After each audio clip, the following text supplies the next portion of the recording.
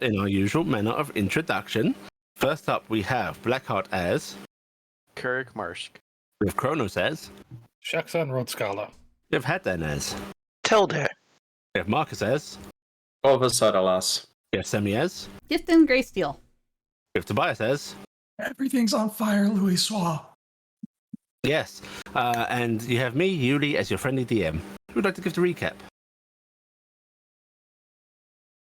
All right. Nobody. Fine. Corvus would. Yeah, I'll piece it together, I guess. Here. So much happened.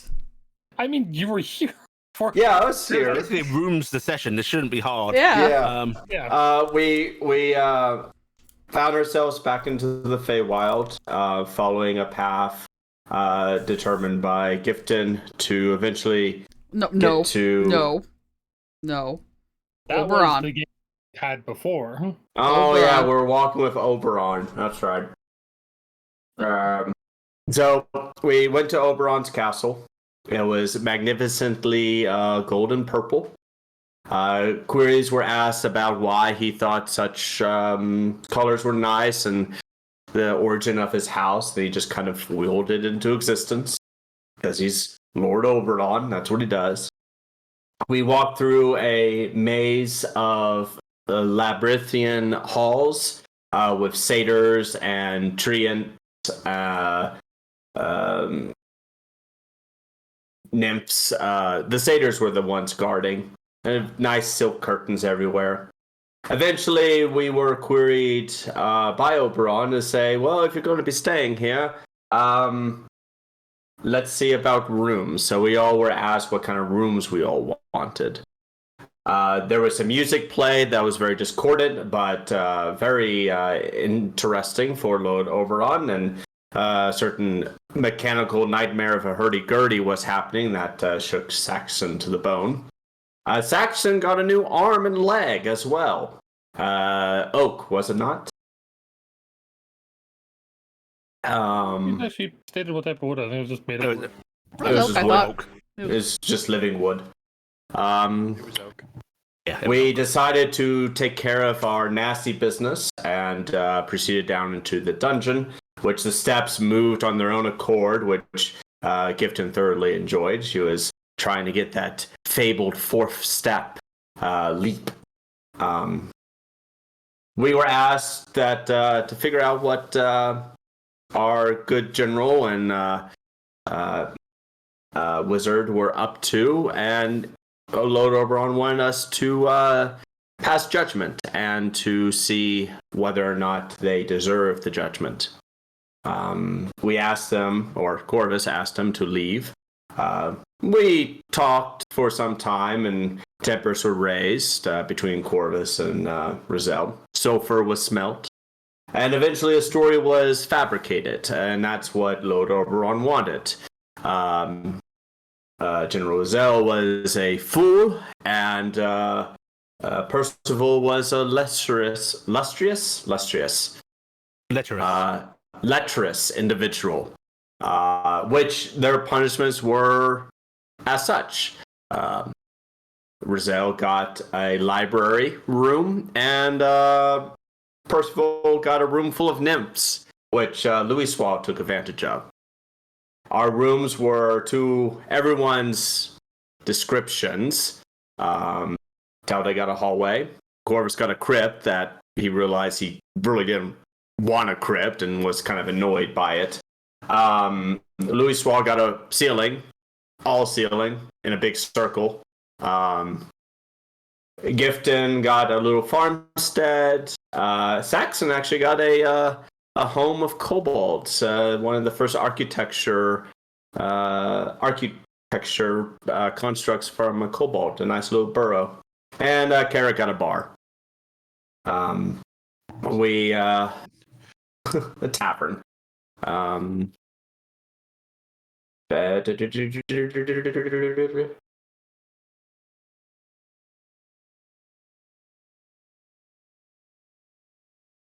Now I'm blanking on everything.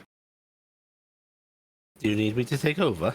Corvus was unsatisfied and decided to wander the halls. There was much investigation of Louis Swall's room,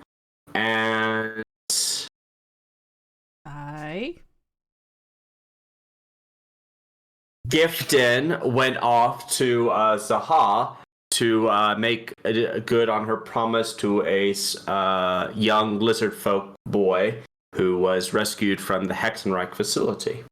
And we ended on an agreement between her and him that he would stay if he wanted to, and if not, he could go home and be his own. And we were trying to figure out what his name was. Okay. Right, that'll do. Go ahead and take yourself a standard inspiration. Well, oh God. Right, we had indeed left off with Gifton leaving Sahara in the company of a new charge. Something I need to clarify with you, Gifton. You are tree portaling. Are you doing that back to your home, or are you trying to access the Feywild? I am going back home because I would not immediately take a child that has not been properly prepared for the Fae into the Fae on purpose. To hear this. Because I had no intention of taking this child where I was previously. I'm going to my house. Disappointed in you. I did tree portal, not plane shift. That's very different. Right, you But the kid did go through ahead of me, which upset Gifton a little bit. Like, oh no, that's dangerous. Oh, no. Thankfully, you stepped through the portal without any issue. Slight release luck. Beyond the child's surprise at emerging into sudden daylight. And like flush trees and Yes. the sounds of farm is there any animals. specific tree you're choosing? Like, are you it's making one- this near your house? Or... It's the one near my house. It's just a tree. Okay. Tree I particularly like. Yes, he steps through and you follow shortly behind. Scared me when you just rush through there like that. Oh. And you come up behind him saying this, and you can tell he has frozen. You okay? Did you get did anybody get you? Like unicorns? Anything? I'm just looking around. And you can see he's just staring ahead because looking into the city centre, it seems to be in the middle of the day and there is activity. You see a few familiar warforged wandering about, some of your elven neighbours, even just hear the clutter and bustle of your own home. You can actually hear Care yelling something that sounds like he's talking to your mother.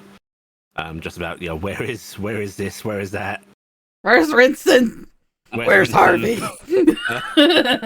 Can we trust him? I'm gonna come up behind him, put a hand on his shoulder, and go, "It's okay. It's okay. Take it in." It's and his arms actually start to come up around himself, and there's a slight shiver. Yeah, I'm gonna take off my cloak and wrap it about him. Yeah, it's a bit colder here. Is that gonna be okay? A little. We tend to sleep during the night when it is cold, but we'll need to get you some warmer clothes, I think, at the start. Let's get you inside. It's a bit warmer in there, okay? And you can hear a little quaver in his voice, and there's a hint of worry and fear. And you can see he is looking at the Warforged that are going by. I frown a little bit. Yeah. That's gonna be a bit much for you, isn't it? They are like what they were doing. They didn't get a chance to go back to what they were. Are they like me? Yeah, they were somebody else once. They aren't stuck doing anyone's commands or anything like that. We're just trying to make it comfortable for them. But we couldn't make them again, you know? It's hard for them.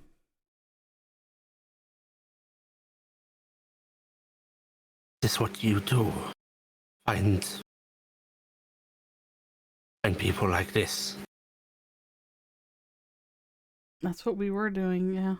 We were trying to stop that man because he did that to thousands of people here. And then he fled to Zaha, and we were chasing him, trying to stop him from doing more.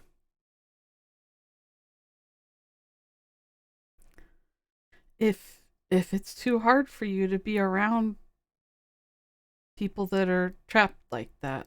It's okay. I understand, okay? I am strong. I am. And you see he seems to try and puff his chest out a bit, stand up a little bit straighter, even though there's that look of fear, uncertainty in his eyes. I am okay. They have their own struggle, so, and they would not be hurt if it hurts you, and they want you to be happy. They just want you to. I just want you to be happy. So I frown and go. I can also look around. I might know some people in Zaha. Maybe they're a slightly better fit if that's what you want. I know a pirate captain. No. Different is good. This is good. The code is good. It is. I want the change. You do? Okay. And I'm gonna start leading him inside. Okay, so now this is the next big one. Now don't get too scared, okay? I am brave. You are very brave. What was your name? And there's a sudden look of sorrow on his face. Jan. I was named for my father, and we're not supposed to speak the names of the dead. Do you want a different name then? You can keep that one to yourself. Call me Torel for now, please. Torel. All right. And I will open the door. Give me a little bit of a knock before I do. Hello. And there's a brief moment of coming when you knock on the door, but you're able to open it up anyway. And as the door opens, you can see Care stepping in, adjusting a ring on his finger, which he clearly had just put on. Mm-hmm. And then stopping with surprise, and a smile crosses his face as he goes, "Oh dear, you're back, and who's this?" This is Toril. Remember I spoke to you about them? They were at the... Right, of course. Yeah. Look, come in. Why don't you sit down? Let's put a little extra heat on the fire. It's a bit cold for him. It's, coming from how hot it is in Zaha. Yes, well, we're doing some cooking anyway, so I'll throw some extra wood in the range, and yeah, well, why don't you come in the kitchen with us? Going as well. Yeah, we'll get the fireplace going and warm things up a bit.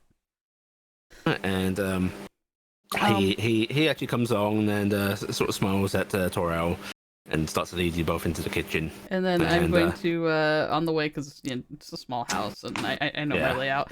There's a door not too far from the entrance. It's one of the guest rooms, and I'm going to open it and go, "This is going to be your room, okay?" Are you sure it is okay for me to not wish to take space? Oh, we're not using it. we don't. Trust me, we're not using it. It'll be a little bit less effort for us having to keep it tidy. He looks a little confused, but nods, and continuing on into the kitchen. You can see most of your family in here right now. Mm-hmm. There is a squabble going on the kitchen table. It looks like a couple of the pseudo dragons are basically fighting over a piece of crust. Mm-hmm. That, looking at it, looks like it had some egg on it. Bruce, or prized Bruce, let go, Bruce. Tater. And Bruce is doing some muffled meeping. Taylor is just silent, absolutely silent and focused, laser focused. And it looks like your kids are just sort of debating who's going to get it. No, Bruce is big at. See, he makes more noise. No. Tater want it. And your parents are just happy for the distraction of the children. Mm-hmm. Oh no! Anybody get excited? Mom's home. There's a few. Mom.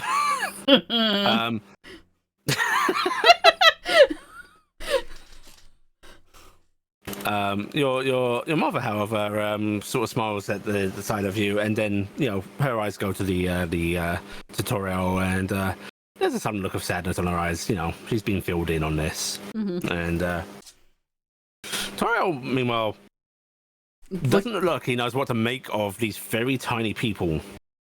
All right. All right, kids. This is Torel. He's going to be staying with us. This is my mother. That's my father. You, of course, no care. And she's going to run down the line of that's Thaldir, Juval, Razel, Ricky, RG Lynn, Thomas, Haley, Flink. Where the hell is Rinson? Oh, Rinson is over at Auntie RG's. Why? He's repainting. Right, you'll meet that one later. He's trouble. Watch out. Oh, yes. I don't know how one boy can create such a mess, but my God, their living room wall. It's impressive, really. Kare says with an amused look. Oh, he got to go over there and he made a mess, I assume, and now he's cleaning it up.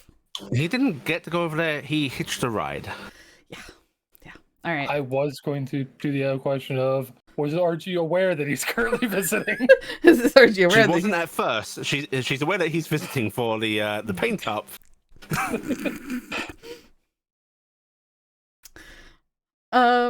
So this is what we are. I kind of did a gesture, and Your mother sort of motions for one of the chairs that tends to go unused relatively here. I would go, oh, come on, come sit down. You hungry? Yeah, I'll pull a chair up to the table for him. Mm-hmm. And as you do that, your parents pull out rings. Quickly slipping those on, and you can hear a couple of your children making sort of their weird facsimils of growth noises, just going and laughing at the sight. As it's a little uncommon for your father, especially, to actually do this. But your mother comes over and guides Torel into the chair, who is still, there's less of that worry and uncertainty, and now just confusion as his eyes are flickering over your children on the table. So our people are sprites from the Fae. You ever heard of the little fairies? I know of Fae, but what is right? They're little winged people that fly around and cause magic and mischief, and my children are especially. But we were sent out of our lands a long time ago, and our wings were taken, so that's why we're all kind of not that way, except for me. I'm weird. But anyway, so that's what we are. We're normally very quiet, kind of little. So if you can help out around the house, you'd be very welcome. I smile. Of course, I will help. I will. Now, Torel is going to be our guest and our visitor from another land, kids. You're all going to have to take time and try and, be patient and learn things from him about, what his people are like and how they do things. He's not just immediately one of your brothers and sisters, and you don't immediately assume anything about him, okay? You can see little Heidi sort of peering up at him and just sort of rubbing her chin a little bit. Mm-hmm. And she goes, "You like Mr. Shax?" Who? He's the big dragonborn that was with us with the arm and the leg. No, I am not. Oh, no, actually, no, I don't think I've let my kids around them. Never mind. I was going to bring up Denoran's first mate, but I don't think the kids have met them. I think the kids have seen Chris. I don't know if they've directly met Chris. I'm going to be like, you guys remember when Chris came around with Denoran that one time? Big cheese lady? Yeah, big cheese lady. That is the same race that he is. He may be bigger or smaller than that. I don't know. There's a soft chorus of oh. And then then there's sort of a barrage of questions launched at Torel. You can pick out, so don't you like presents too, or do you like cheese a lot? It's like, Do you eat vegetables? Or like, how strong are you? All these little inane little things. Little kid questions, right? Yeah. I bet. Can you hop on one foot? I can hop on one foot for like an hour. I'm so fast. How fast are you? I can get all the way to the end of the table. Watch. Watch me. And you see a couple of the silver dragons sort of coming up to him curiously, sort of heads leaning forward without their bodies moving, like trying to get as close as possible without moving themselves closer. Yeah, they're trying to not be startling, but they want to come in. Yeah. And Toro actually just very sort of gently lifts a hand out and reaches over to touch one of them. It's not quite petting, just sort of curious, is this okay? And they're probably like, oh yes, touch me. Yes. And there's basically a barrage of little laser noises as the silver dragons now seeing one of them getting attention. They all want attention, from a new yes. person. Yes. And you see Toriel is relaxing somewhat. His body's still stiff. You can tell by the tail alone it is rigid. But he starts to relax slightly. And your mother just sort of glances up as she comes on over to him, bringing him a plate of looks like cool ham. You know, it's been cooked. So, Mom, we're gonna need to get some of that Veronal, I think. Make him some clothes. He's used to a lot warmer of a place. Well, we can certainly get some of that, and I am sure I can make him something in the meantime. Can you make something in the meantime? Something heavy. I don't know how long it'll take him to adjust. You eat this up, dear. You know, this plate's for you. It's all yours. And she pats him on the shoulder before she sort of moves past him and comes to you and just nods towards the doorway. Yep, and I will walk over. And as you're leaving, you can actually see your father taking a seat beside him and starting to introduce himself. And as your mother leads you out into the sitting room,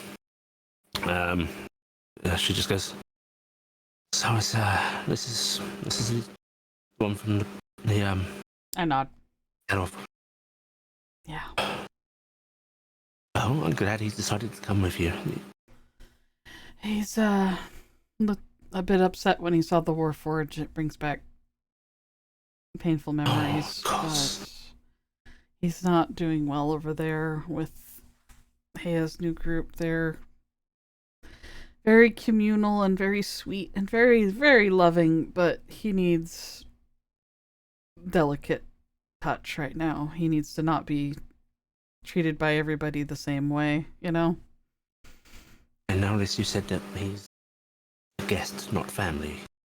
That's what he's choosing that he's not ready to make that leap. He would like to stay with us. I think he wants to grow up here, but I don't know if he wants to be my son or anyone's son.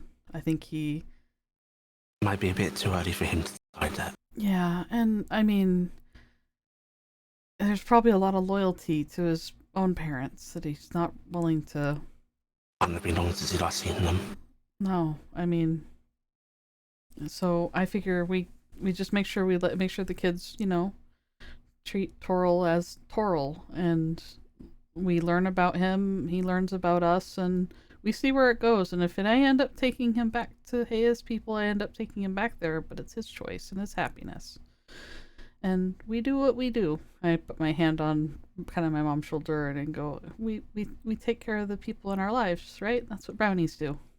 And she reaches up and, you know, settles her hand over yours and smiles at you and goes, "Of course, he might not want to be called family, but we'll treat him as such."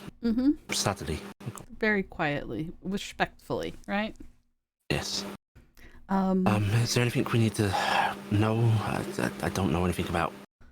I know that his kind do not like to accept gifts. He will want to know that he earns and works. Make sure maybe to ask him to help a bit more than the other kids. Little chores. I'm thinking that maybe we'll set something up where he can earn an allowance, so he has a little bit of freedom. You know, he's older than the other kids. Throwing money at him. Can't just go throwing money at him, but we can, you know, if he helps out with the dishes, and maybe if he helps out with care in the smithy, or helping Dad get across town or something, we can sneak a couple Smithy silver might to be him. good as well if he doesn't like the cold. Oh yeah, he might really like that. And he looks very strong. I mean, compared to the rest of us. That pirate captain friend of yours, Denoran, yes, Rinsen Denoran. One of his is Yeah. Blizzard, right? Yeah. I was thinking maybe you could ask her for some insight, or if she'd come visit. But he wants to be away from there as much as possible. He wants change. He wants to not be reminded of what he's lost as much, I think. Of course. Maybe I'll pop to the library and see if there's any books about. Yeah, there might be books about, and I understand him wanting change, but I don't want to do something that would upset him without. No, I know. I was also like, I'd afraid of the goddess Hea, but he doesn't know anything about her really either. So, because she's kind of displaced from her current people. So, but yeah, I will see what we can find out. I honestly really wish Razem was here. She could help out. Maybe, I don't know. Why don't I see what I can find out? I'm gonna be going back and checking on things there anyway in Sahara, and maybe I can pick up a couple books on culture of their people. I told him he's going to have to teach us and forgive us a bit, because we're as strange to him as he is to us. Awesome. We'll be patient with him. I know, and I think this will be good for him. I think it will work well. So, and like I said, I promised him if he wants to go home, I will take, or if he wants to go back to Zaha, I'll take him back there, and we will find something else. And I told him if he gets back to Zaha and he changes his mind, we'll bring him back here. I told him he's not forced to pick one thing that's his. He shouldn't have to. Oh, not after what he's been honey, through. and she's actually going to suddenly pull you into a hug. Yeah, I'm gonna hug my mom. Your grandmother would be so proud of you, finding all these wayward little kids. I'd like to think she would. I'd love to stay late, but I think I have to get back. I give her kind of a scared look. Oberon wants to dance tomorrow. I really don't like you being there with him. No. I don't know how I feel about it anymore. Like, he's been so nice and so understanding, and it's like he really, really does want to get to know me. But I know that can't be right, She frowns a little bit and she looks down and goes, Your grandparents used to talk about them a lot. I don't doubt that he is happy and nice and genuine in all of this right now, but I know. they change like anything. I know. I'm not sure what I'm not supposed to do. He's very upset about what happened. At least he cares about what happened to the Warforged, He wants to make them right. He wants to make them happy. So if he can stay on that, then I can be happy. The moment things look bad, Tori, you get out of there, right? Alright. Oh, James got kidnapped and put into the frickin' jail in there. I guess he was sneaking around. Doesn't surprise me, he's a silly man. And she's going to start guiding you back into the house. I'm going to go over and just hug on Care for a good long minute. Like, I'm just like trying to, like I'm not ready to go, but I know I have to soon. And then You sure you can't stay for dinner? it's only a few hours away. Spend some time. I promised that I was only doing this one thing, so Okay. I do not wish to raise the ire of a Fey Lord. Well, don't spend too much time around him. And he's actually going to sort of cup your cheek and lean his forehead against yours as he smiles. I'm going to get jealous, you know. I know, and your jealousy. I don't know if I can handle it. That would be a force to be reckoned with. And I'm gonna give him a big kiss and go, all right, well, I'm going to go dance him into a happy and then go see if I can find our Fey lady. Okay? You'll be safe. And he's going to kiss you softly again. And oh, and by he the sort of- way, could you do me a favor? Always. All right, and then I am going to lead him off to a corner, and I'm going to detail out something to him that I want him to start making contacts for and making information for up in Winden and around town. Okay. And it's going to involve some moving of some funds and a building. And also I'm going to ask him if he goes over to RG's, if he could order 3 big barrels of really expensive wine from RG's brew. That'd be great. I need that. I need that for a bribe. He takes down all of your details Yeah. and then chuckles softly. He goes, "Well, I need to go pick Vincent up at some point anyway." Yes, Maybe. but I'm gonna get his buy off on a building proposition that I'm trying to get him on. He looks a little like, of course you are wanting to put a big expensive something, but he nods and agrees to this. Yep. All right, and then I am going to use this time to be in the bedroom, stealing out one of the dresses that I was picking out for the princess party coming up, and then I'm going to give a big hug. I'm gonna. All right, back into the Feywild for me. You all be good. You all be good, or I won't bring anything back from the Feywild. There's a moment of silence, and then there's the sort of, "You're gonna bring something back from the fate. What are you gonna bring us? Is it gonna be pretty? No, bring me back something mighty." No. Yes, lots of little demands from your kids. I will see what I decide to bring you. I can tell you, I already found a flower that makes butter come out of it. A few pseudo dragon heads perk up at that. Dingus is just basically drinking out of it nonstop back there right now. Your mother actually scouts and goes, "Oh, that can't be good for you." I think you're gonna have a tummy ache later. And Terrell sort of gets up from his seat and does a strange little bow. You see his tail actually drapes around his own legs, wraps curls around them. Aww, and he brings his arms up to his chest as he inclines his body forward a bit. And I will try to mimic the thing without a tail as much as I can, and then I go, "Did I get that right?" With a shy smile. For your kind. Sorel, I hope to hear much of you when I come back. There are many things you can do here if you wish. And he just nods, not actually replying. And then I am going to look at the rest of them and going, "And don't you be little... Make sure Rinson is nice." I'll punch him if he's not. And then there's a little sort of, "No, it's not nice to punch. No, it's good. It's fine. Vincent I'm deserves just it." gonna roll No, my eyes, and I'm plane shifting back.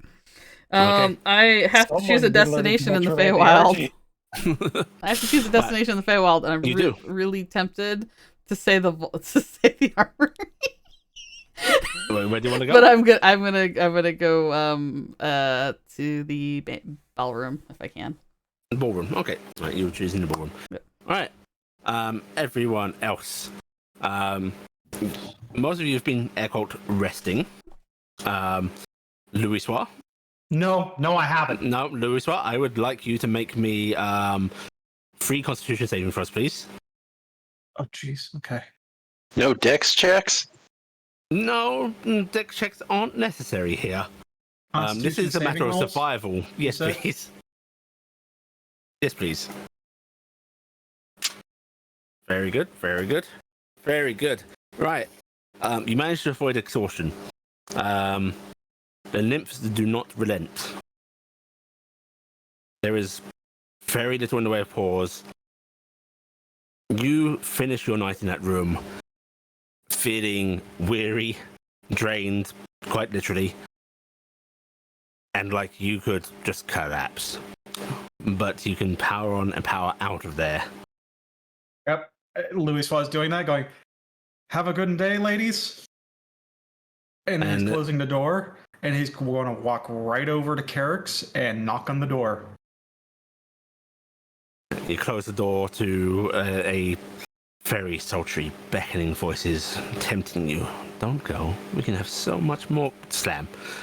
Yeah. He's done. Louis done. You can die in that room. You can die in that room. Right, yeah, Carrick, there's some knocking on your door. You warned, you die in the fuck room, you die for real. Earlier than it feels like I should be waking up. It feels Like disconcertingly like you're not sure. You don't feel like it's morning. It doesn't feel like you've overrested. It doesn't feel like you've overslept. It just doesn't feel like time. I'm gonna get up and go over and open the door. Good morning. Louis. Can I come Yeah. in? Yes, I think it's. Today, by the way, in being Mr. Hallway man, you see Louis are coming out, knocking on Carrick's door. Yep. I just assume that he's trying to continue his booty calls. Yeah, I mean, knocking Carrick's door seems obvious. Wow. I'm letting them in. Your funeral. I mean, good for you. You wouldn't have, by chance, happen to have anything strong like coffee behind that bar, would you? You want to check? Just say. By the way, no. Parsifal is basically slumped against the bar. He stayed here. Yeah. You're staying. Yeah. I'm gonna go. Let me go check what's in here, and gonna go take a look and see if there's. There is only alcohol. This is what taverns are for. Okay. There's Heard also if probably a once little in- bowl of nuts because that would be appropriate because, you know. No, it's just shells. All over the floor. There's It's been shells on the floor, no nuts in a bowl. been bothering me the entire night. Alcohol is about. That's why it. Dingus went with you and then was immediately upset and then left with James because he had cheese and bread. Then give me something with the high water content. I'll find food. I'll get into my rations later. Go into your room. There's food. That's a dangerous situation. I'm saying that out of character. Carrick, if you want to try and find a less potent ale, you basically have to try them. Again, these are labelled in basically lorem ipsum. Yeah.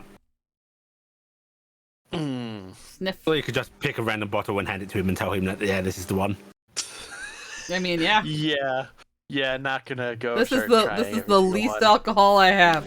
It's You're just picking a bottle. You're picking one that looks. I'm actually like going through like I'm actually figuring out what's what, and then Mhm. Do It's a just- quality assurance check. no, I don't. Okay. know if I trust. Right, yep, you're handing a bottle of what looks like to be an ale, Louis Soir. Pop the cork and take a swig. It's not weak, but it's not the strongest thing you've ever had. That's fine. That's fine. That's fine. It's only laced with something terrible. Turns out it's a bottle of floor wax. I mean, It's fine. It's fine. Poor Louis. He's trying to find electrolytes. He wants to go face the danger again. It just burns a little bit. It's still good. It's still good. It's only a little airborne.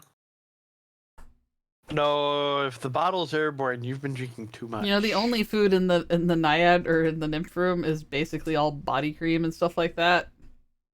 I was expecting oysters. And... Hey, he Edible brought underwear. he promised food. He promised food and drink in every room. So that means that the what exists There in is that something room, to eat. there is something to eat in that room. There's oysters and frankenfurter. Oh, there's I something guess that they actually want. wait. Salt asparagus. Oh wait, it was bathwater and steaks, puss. Oh.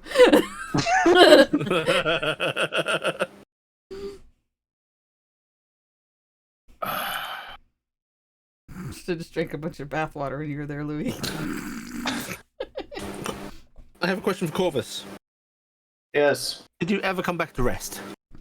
No. No. Okay. Corvus. At some point, you had to face the fact that you are lost. Somehow, in this mansion, this strange tree mansion, you are lost. And your strange sight does not seem to help matters, as you have come to the conclusion that direction in the Feywild has no sense or correlation to it. This is some weird paracausal realm, and you probably hate it. It's a few hours into your wanderings, you think, again, time tricky here, that you come across a guard that you think you've crossed it a few times. Looks like to be a shorter satyr, not quite as muscly as the rest, just almost a bit of a waif. But they are holding a long branchy spear, and they just smile at you every time they go by. So, how many times has I passed you? 5, sir, I think. 5. Is there any place that is of any interest other than hallways? Oh, lots of places. And where would those, or what would those might be? Oh, depends. You wanting a bath, sir? No. Food? I have my own food. What do you want, sir? You can only really go to a place where you know you want something, right? So, if I want some things, then I can go to it. If the mansion provides, yes. If the mansion provides. There's no definition of what the mansion can or cannot provide, then. Oh, what Lord Oberon's willed, sir. No. Right. You look a bit weary. I'm just not. This is not my usual environment that I find myself in. It is exhausting. Would you like a guide, sir?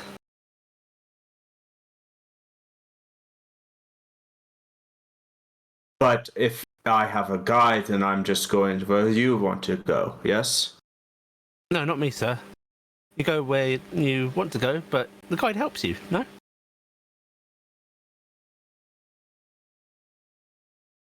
If I were in your position, and he's going to step away from the wall, and then he's going to hold out the spear to you.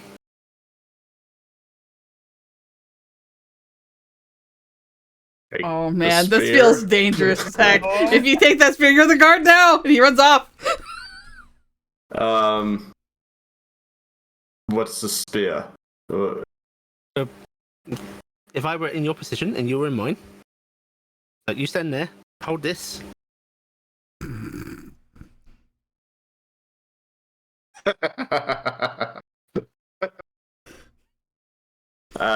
Sorry, no dice. I've been in the Fae long enough to understand that.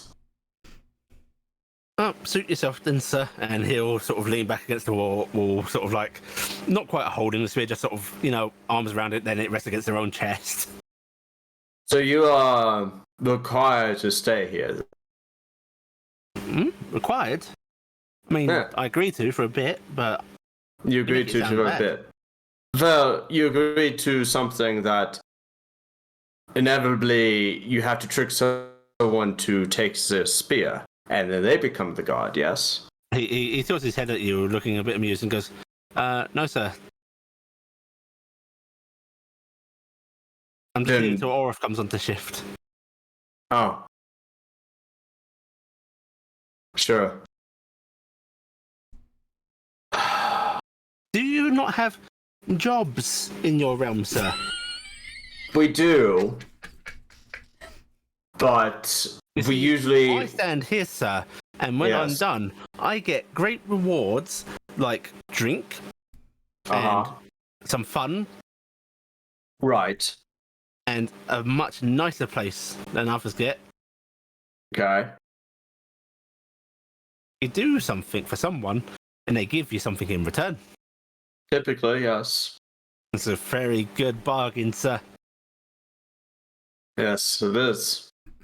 We usually just get paid money, and then we get to do whatever we want with It sounds like an unnecessary step in between. it. Yeah. It keeps everything moving. It's not just whatever you want. You have money, and someone has something that you want or need, you give the money to that person. And then they will take that money to do what they want to do with it. It's the same thing as I guess you would call it the favor. Great, they're It gonna start sounds pelting like a people with lot of money and people taking their stuff. carrying around useless stuff for a while. Yeah, kind of is. Well, I tell you what, what's your money like? Second. He pulls out a coin of each. Holds it in his hands. May I? And he holds out his hands. I see no reason why not. Copper, silver, gold. Well, I'm holding on to the platinum. Okay, he takes the 3 other coins from you Yeah. and looks them over and goes, okay, so take it, the shiniest one, best. Mhm. Typically, yes, but copper can be equally shiny. It is the value of the metal. Gold is more valuable than silver, and silver is more Silver's valuable more than. valuable than gold. Really? Mm-hmm. You actually have a currency here, then? No, but I know metals, sir. Gold is soft and doesn't do much. Silver has power. Oh, yes, you have that thing with the power of metals. That's true. Yes. In your connotation, it is. In gold, it's more of a desire, a novelty to have gold. Silver is. That I can understand. I get you. What about the brown one? The brown one is common pence. It's what you use to pay for something that's not worth a lot. Like, let's say I want to pay for. He holds it out to you and goes, "A moment of your time, sir." That's actually a good phrase. A copper for your thoughts. Oh no! Thoughts are more valuable than time.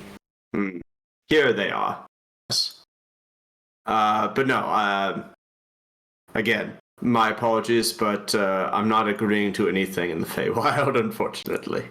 Oh, suit yourself, and he's going to pocket the coins. No, go ahead.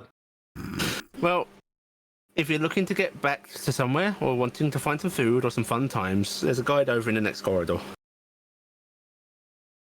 Guide in the next corridor. Mm-hmm. Through the curtains. Uh-huh. I imagine it doesn't matter what corridor I go through or what curtains. If I think I need a guide, the guide's there, right? He smiles. Right. Alright. Go find a guide, I suppose. Right, you're going to step through the curtains? When your relief comes, do enjoy your time off. Oh, I will, sir. So much. Goes to the curtain. Right, you step through the curtains, and as you step through the curtains, ahead of you, you see curtains settling back into place, and the same satyr smiling at you as you step through. Oh, for fuck's sake. Right, where would you like to go, sir? So, you know what? I need to use my time to do something. And I do enjoy talking, but really enjoy reading as well. Reading. Okay, you wanna read some fine tales, or would you like them spoken to you, sung? Let's do the singing one. Singing. Much better choice, sir. This way, sir. And he's actually going to step off into the curtains that you swear you should step through. You are led off. Shaxton. Yes. Your eyes open. You've been laying here on the pleasantly heated slab. It's not soft or such, but the warmth of it helped you lull into sleep. This strange kobold heating is wonderful. And you're not entirely sure what's woken you up. It's just this moment of alertness. But as you sort of start to sit up, gathering your wits about you, you feel your shoulder hitting something. But it's like a force has been transferred through something. Like those times you've worn your armor, you felt it pressing against you as it presses against something. Only this is a shoulder you're really not used to feeling in sensation from. Definitely not in recent years. Look over his right shoulder. Your right shoulder seems to have sprouted a long branch that has these sort of soft purple petals blooming from it. It's maybe 6 inches long. You'll reach up and gingerly touch it and just kind of bend the branch a bit and see what happens. You can feel it bending. It's not unpleasant. It's not pleasant either. It's just a sensation you're getting. Mm-hmm.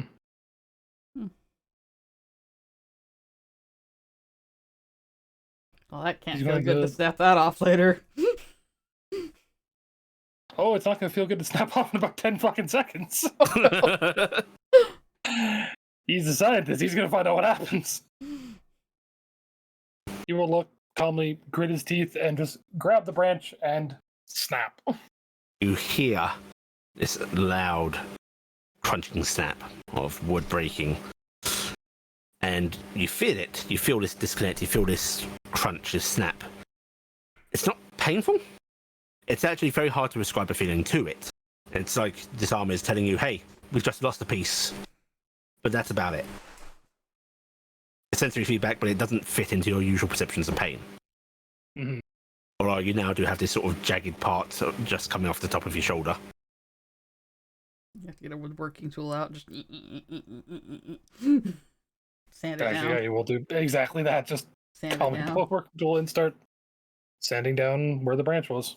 Okay, your strange new wooden arm, you start sanding it down, and there is this moment of like maintenance that exists then.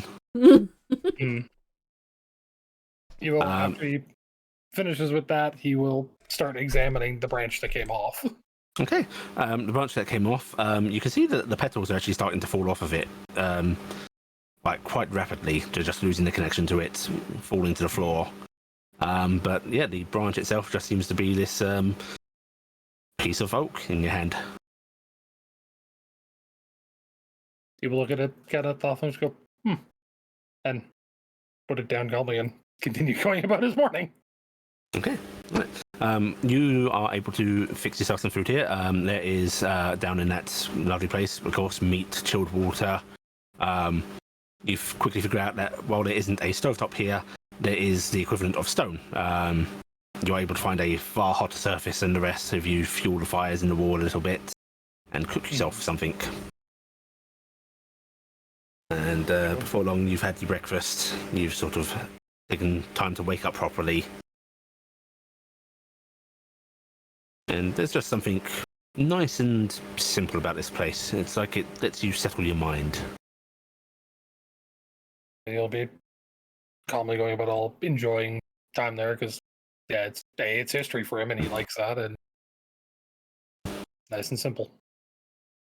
It's like, I Take can his take time a getting moment up. to not be stressed about the Feywild or any of the other bullshit going on in my life right now. It's just a nice room. Pretty much. Mm. Very calmly just going about everything else.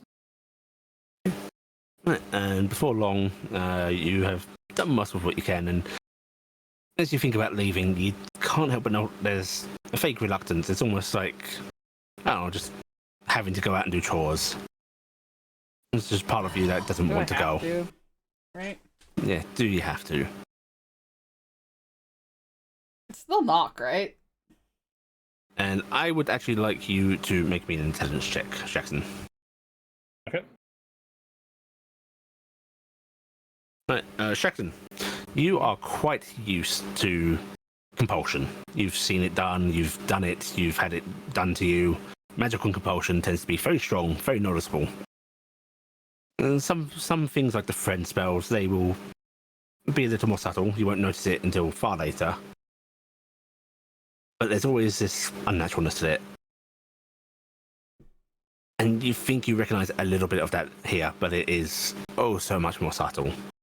It's not driving you, it's not telling you what you need to do, it's just hinting. Giving you that little feeling. There is something magical at work going on here. He will actually breathe in deeply for a second, and then he's actually going to cast Detect Magic around, see if anything in particular. Well, the entire place lights up. Yeah. To do that, close his eyes for a second and kind of just like, fair enough, and lose the ability. Mm-hmm. Well, that was blinding, right? Just that was a mistake. Fair enough. He's briefly going to consider Dispel Magic before deciding that's equally as bad an idea. Please do. You want to be in a tree? No, he's smart enough to know, no, that is a very bad idea when the entire room pings with magic. Okay. But what are you going to do? Stand up, finish putting on the rest of the armor, including the modified bits for the tree parts, and exit the room. Okay, right. I feel he's got enough of a military background that forcing himself to do something, even with it's not even that powerful. You can easily go out. Yeah, that's probably the thing that worries you. It was so subtle just to be not noticeable that you think that it was just your own process. Mm-hmm. It's insidious that way, right? Right, you step out into the hallway. Telde. Yes. This is nice. You're seeing your friends sort of going room to room. You see Shaxton come out. Haven't known him that long, but it's nice. All the time standing in hallways watching people go about. It felt like it wasn't that long. Normally you're waiting all night for people to go about their business, but felt like you barely spent any time here before seeing these people again. It's a good hallway.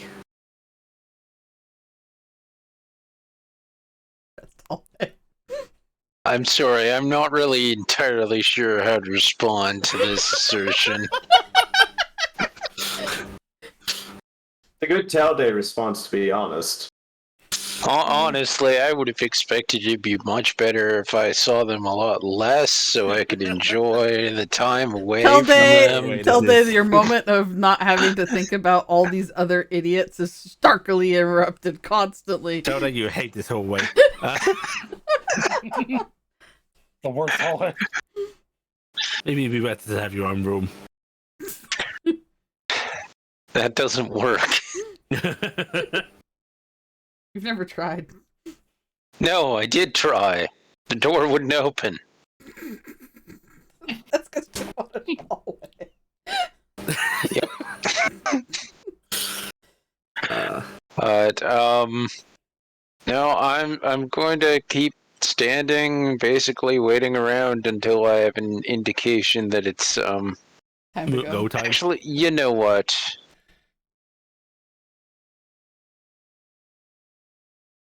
I still need to rest for a certain period of time. And it probably hasn't been long enough now because you don't think it has, right? Yeah, I'm not sure that I have any reason to believe I've been resting enough time, so... Yeah, because it feels like everybody's just constantly coming out. There's like now no... you've brought that up for me. I'd like everybody to make a Constitution saving throw, please. Even me? Again? Even you, Gifton. Oh. And you again. Is this for exhaustion? It is. So those of you that have the good old feet. Oh yeah, we get advantage. So this one is hard to fail. It's only the first night. But yes, none of you have actually gotten a long rest. So I shall.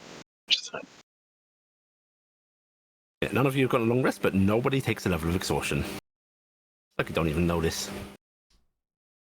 Gifton, it's because you literally didn't rest. Yeah, I literally didn't. I just came into the ballroom. Yes, speaking of which, Gifton, you appear in the ballroom. It is empty right now, although there is a table lining one side that has a array of cakes and little strange flowers that look like they're arranged in such a way as they're to be eaten as well. Mm-hmm. Yeah, there is a feast laid out in here, but it is otherwise empty. Now, I've got a dress with me. Mhm. I'm gonna kind of. There's nobody in here, right? There's nobody in here. Oh. Perfect time for a perfect crime. Alright, well, I'm gonna. Is there like a chair or anything like along the wall that I can set the dress on? Plenty of chairs. Alright, I'm Yes. gonna lay the dress out really quick. And then, Gifton is going to glance about like she's kind of like sneaking something, you know? Mhm. And, I am going to do, the Silent Night dance. I'm doing my dance for my grandma. Oh, okay. Right. You're going. How long does this dance take? You'd say. It's usually like 5-10 minutes. It's not long. Okay. Right, so you're dancing about the hall, the ballroom, and the only real sound is your own feet landing on the sort of hardwood in here. Mm-hmm. And give me a perception check, please. Mm-hmm.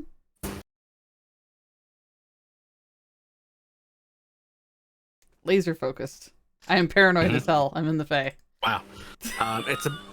It's about 5 minutes into your little dance here. It's about over. You're in you're in the middle of a twirl when it's a blur because you're twirling, but you see a face looking at you from the sort of central doorways of this hall, the main doors. I'm gonna stop. Like I saw Chill and go look over the door. You see Lord Oberon standing there, just sort of watching you quietly.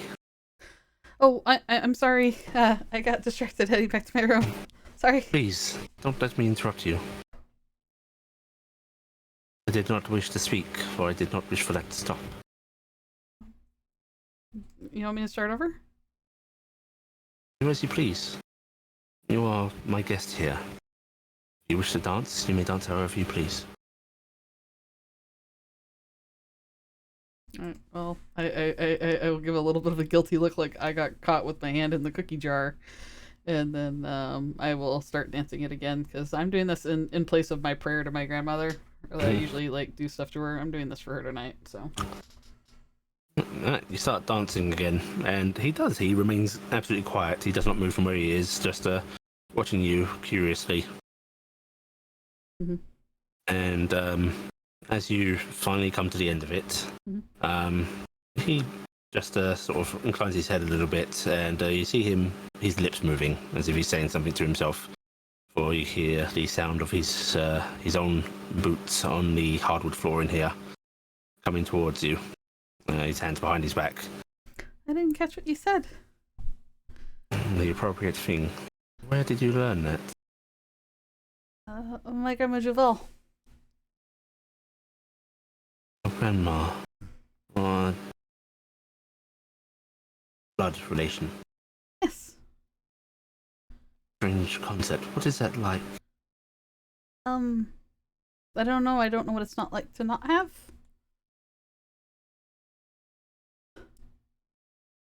So she taught you that? Yeah, she would do it every silent night. Silent night? Yeah, the quiet night where we can't make any noise. Oh. Who would stifle you? I give him a very confused look. Well, our very existence is quiet. No, that's not right. You're supposed to be loud, joyful things.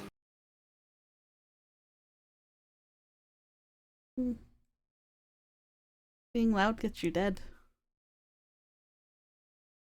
He frowns a little bit, and then just sort of, you see him reaching out a hand. He comes out from behind his back and almost looks like he wants to touch your cheek.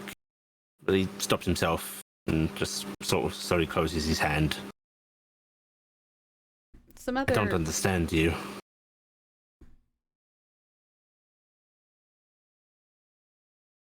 I'm not sure what your question is. I'm not sure what question to ask.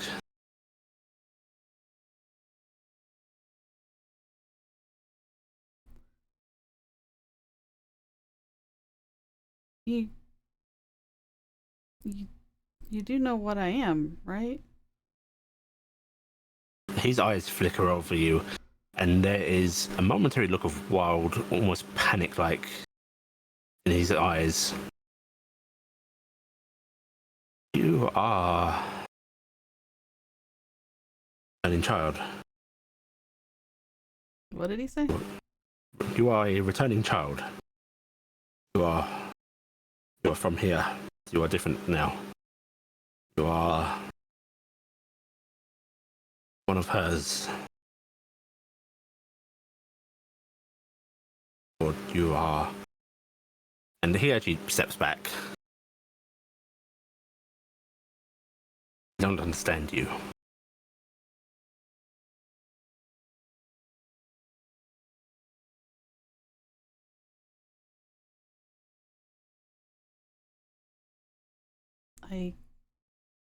I don't know if I understand you either, but I'm trying. Why has she not come back? I am doing what she enjoyed. I am giving your mortal friends things. I am making sure they are safe. I have not acted against the little rebels, little incursions. I have not hurt them. I am doing what she would do. Are you what she has sent? I thought you were her, and he's actually going to start walking around you now, staring very intently.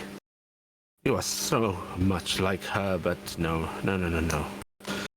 More like her beloved, her little servants, her little friends.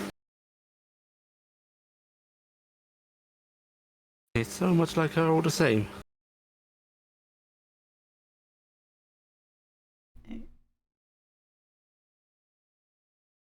I came here because I was hoping we could bring her back. His eyes light up, and he suddenly rushes in close, Gifton, and this tall, towering Fey Lord leans down, his hands taking hold of yours and clutching them tightly between his own. So you are here to return her. I want to try. That's why I came back, because I thought we could all use her back. I miss her. I would give you any realm you desire. You want my lands, you will have it. You want another? So be it. The mortal realm, I would conquer it.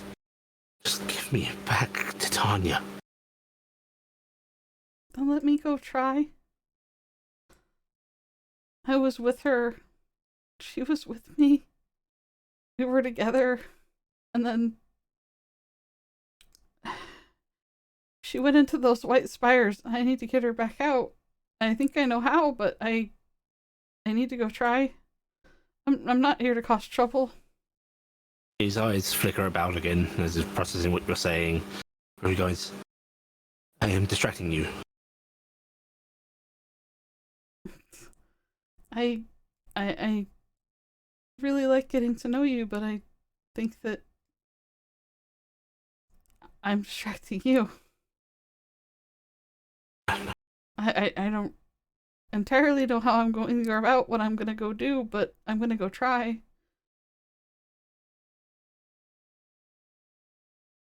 Tell me that you are here to return her.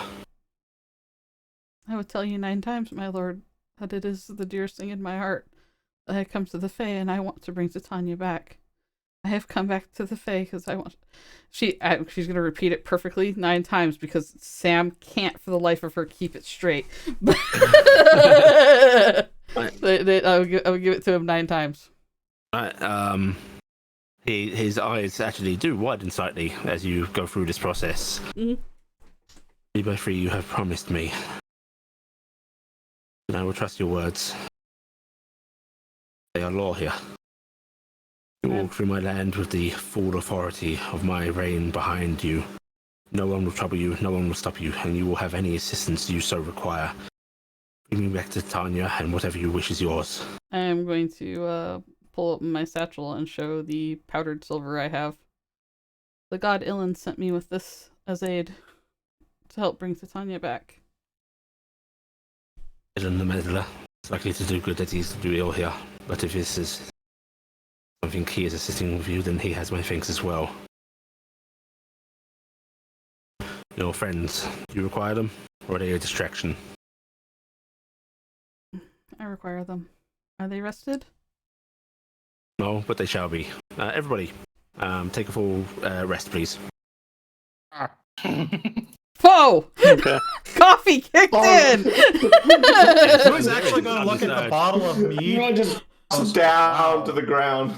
Yeah, Corvus, you were walking along, and there is all of you suddenly feel this sudden kick of energy, and you didn't even realize the lethargic nature that was starting to become just part of you, starting to overtake you.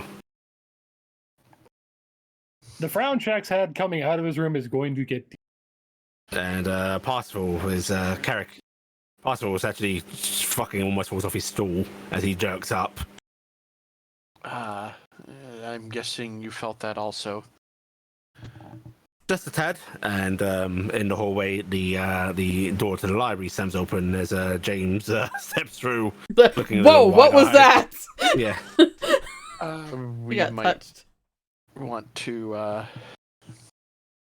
be prepared to go or something. That I don't know if that's a good thing or a bad thing.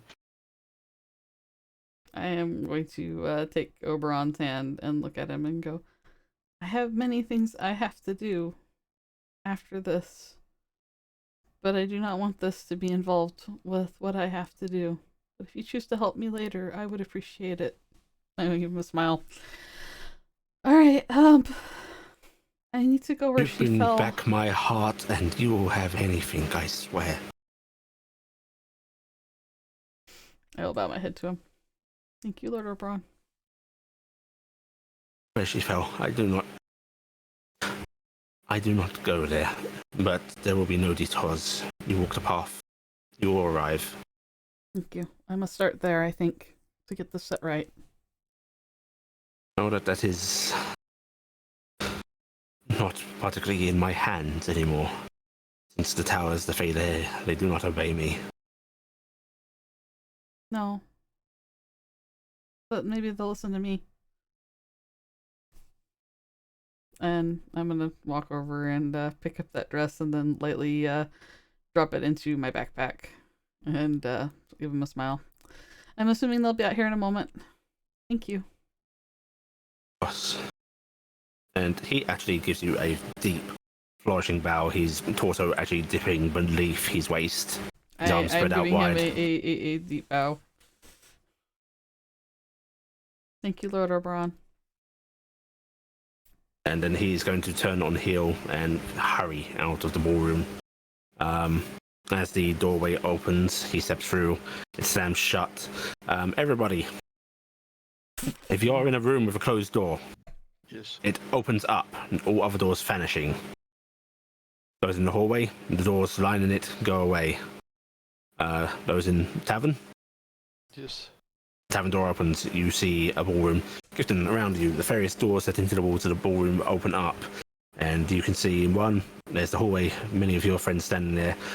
Corvus, you were following along behind the satyr. He stepped through a curtain. You step through, and you step out into the ballroom. No. Everybody, the ballroom lies before you. I think final call has. I think last call's been called. I think that's what the jolt was. I am guessing we should be Leaving? on Gifton character to step out. It's time. Shax will actually look over at Raziel and simply, did you feel the compulsion magic? I hadn't noticed it. Now, in retrospect, yes. Really suspicious, but Not unsurprising for this realm. There are many a tale of mortal minds being swayed and lost here. correct. We must make haste. What did you do? What happened? I think we all felt that, no? Yes. Being jolted awake does do that. I made a promise to do what I said I was here to do. And now I'm going to go do it. Oh, You mean, Yeah. James suddenly looks uncomfortable before he sort of nods and steps up beside you. Oh, I can't think of many tasks more important than this. It is the most important one. And he has promised any aid I desire after. We will get, hopefully, what we need. But even if he doesn't, I don't care. I want her back. We gained all the benefits. I understand the feeling.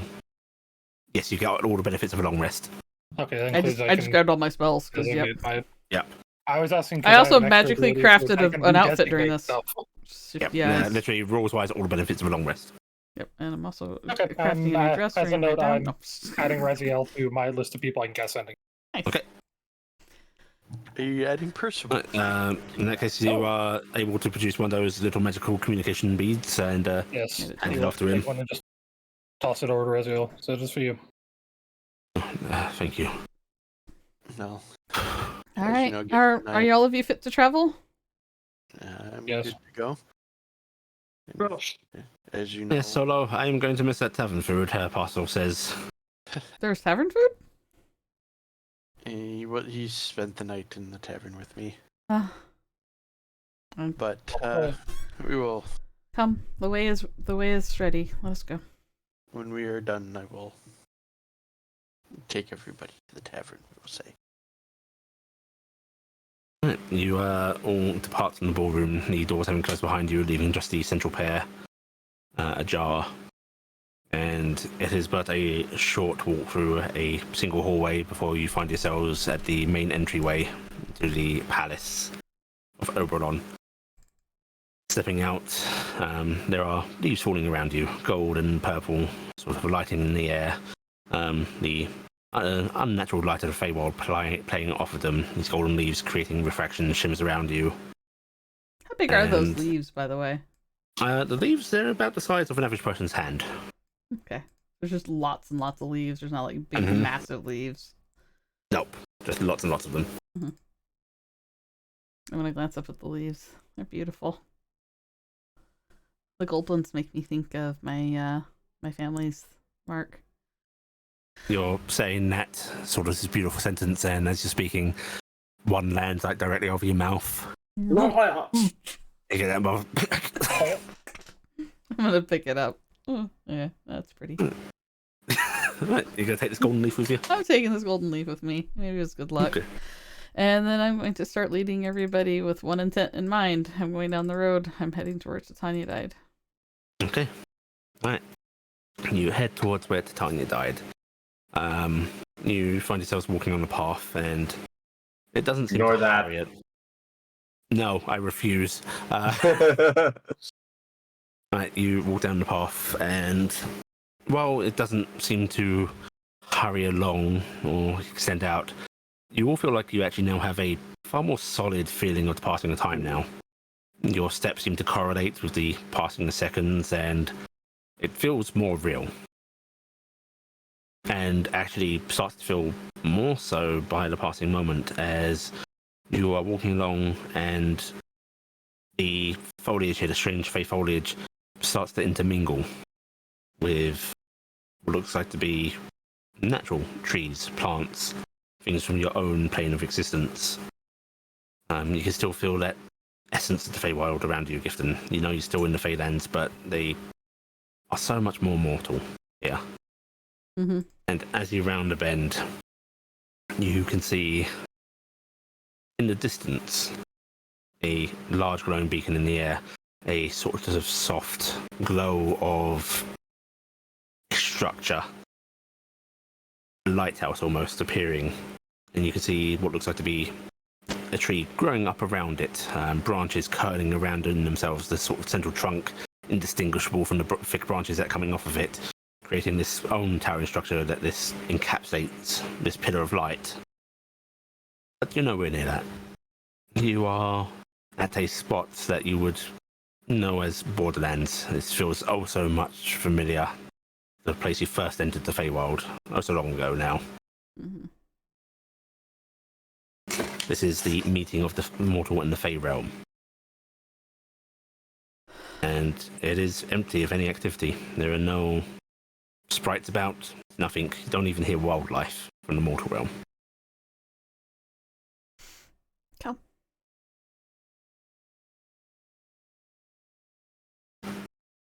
This is it. I think this is it. And expected some monument or something to mark the place. No. Something simple.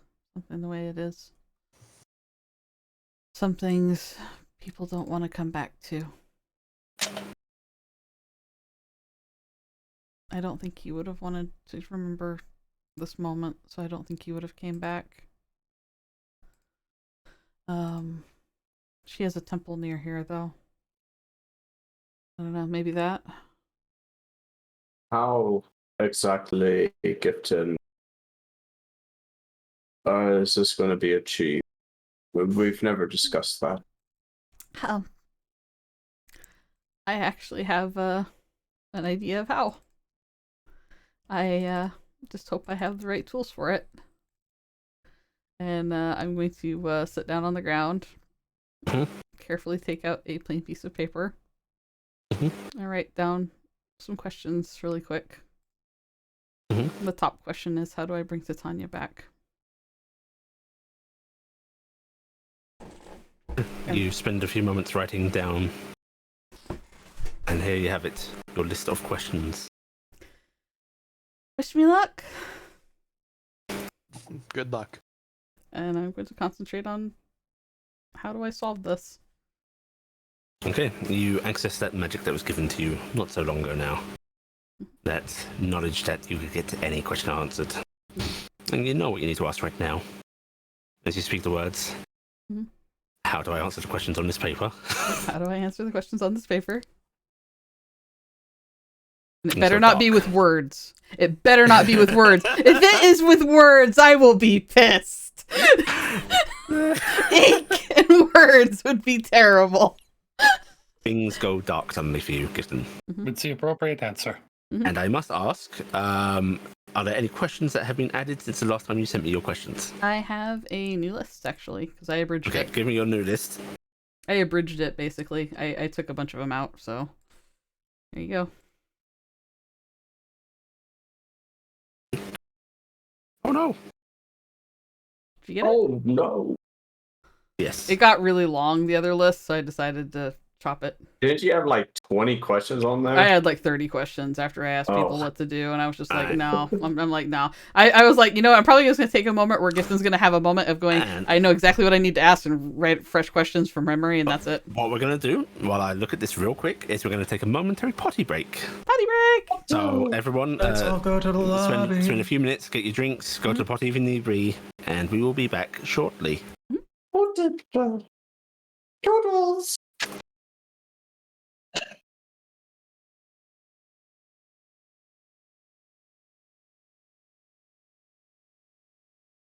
Well, that was some flaming hot food I had earlier. Spicy coming out. I think you're supposed to wait until the flames stop. No, the flames never stopped. I bought a big piece of salmon, and I kind of layered it thick with my blackening spices. Way too much. Way too much. But my sinuses are clear. Oh, there you go.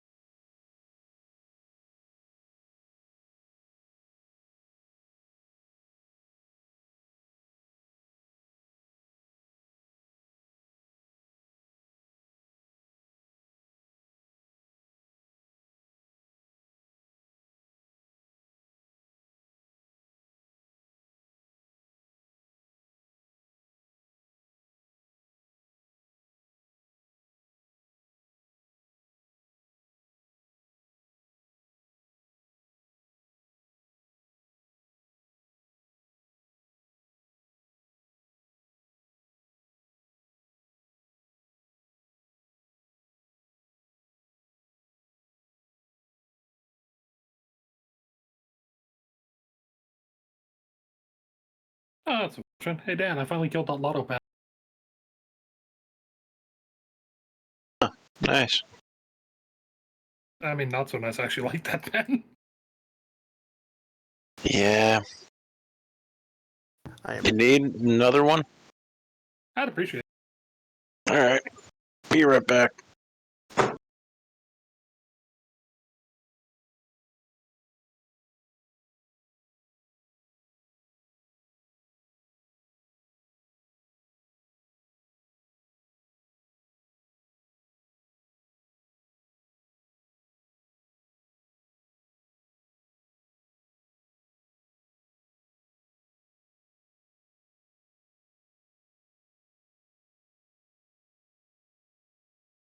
I return. Welcome back. Oh, boo boo.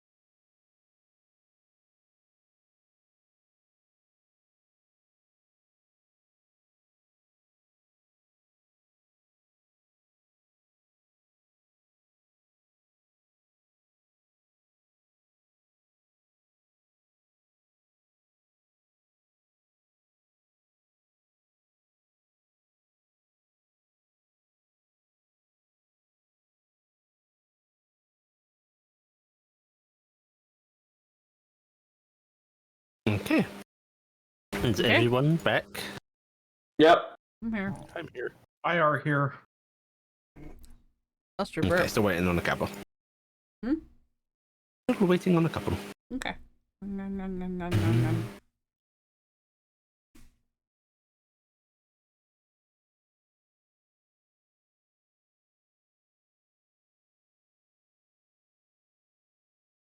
I probably could have abridged this better, you. By saying, how do I bring Tanya back? How do I save Raziel without losing Rick Beale?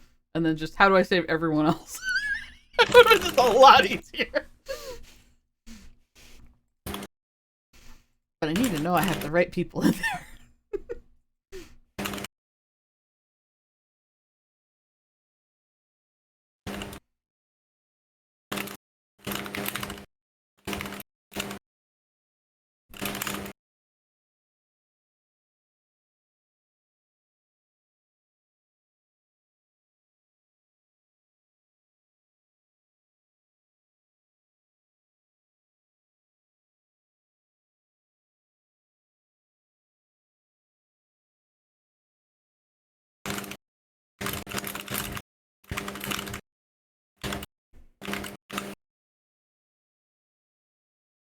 Ba-ba-ba-ba.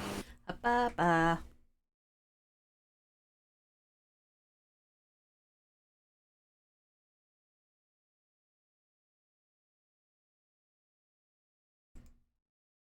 Ba-da-da-ba. Da-da-da-da-da.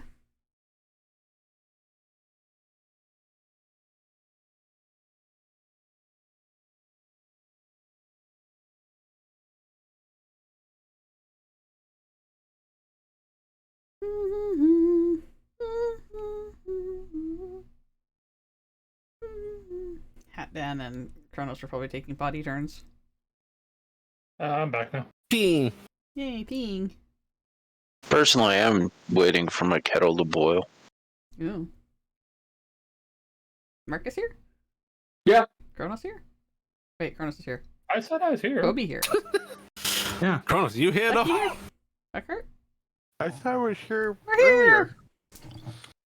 I don't know. I phased out. I had a chocolate bar. Wait, Sam, is Sam here? No. Oh, to come back in. That's more than enough to return, so we are going to go live. I think that was the full roster, actually. Yeah, more than enough. Oh, more than enough. Wait, I haven't heard Sam. Is Sam here? Okay, we are back. Mhm. Gifton. Did my eyes turn black to everybody else? Is it cool? Did they just roll back in my head? We'll get to what everybody else sees in a moment. Oh. But for you, Oh. everything goes black. And it's a familiar kind of blackness. And you feel yourself sitting in what feels like liquid. Ew. Only this state of DMT, you look down and you can see specks of light scattered out throughout this long expanse of liquid beneath you. And looking up, it's no longer empty. There are twinkles of light like stars, but almost within reach. You can actually see them hanging in the air, just glittering. Wow. And just sort of coming up behind you, you hear footsteps splashing. And you hear a voice say, "Turn around." It sounds like a trap. And you hear a soft laugh as a figure comes along beside you and just sits down beside you. What? And they look familiar somehow.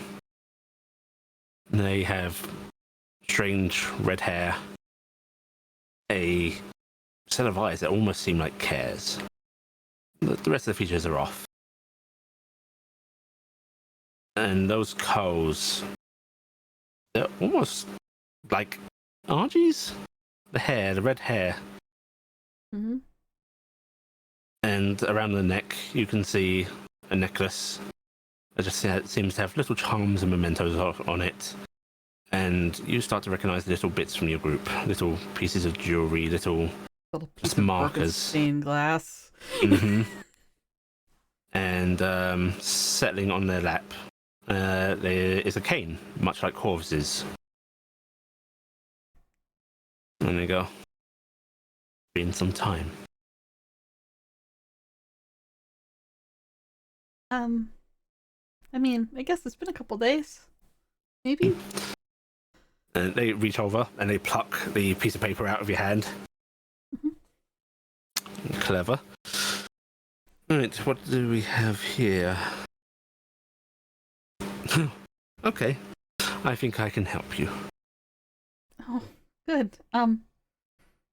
You are the dreamer, right? I mean, I'm not just having a stroke in the Fae.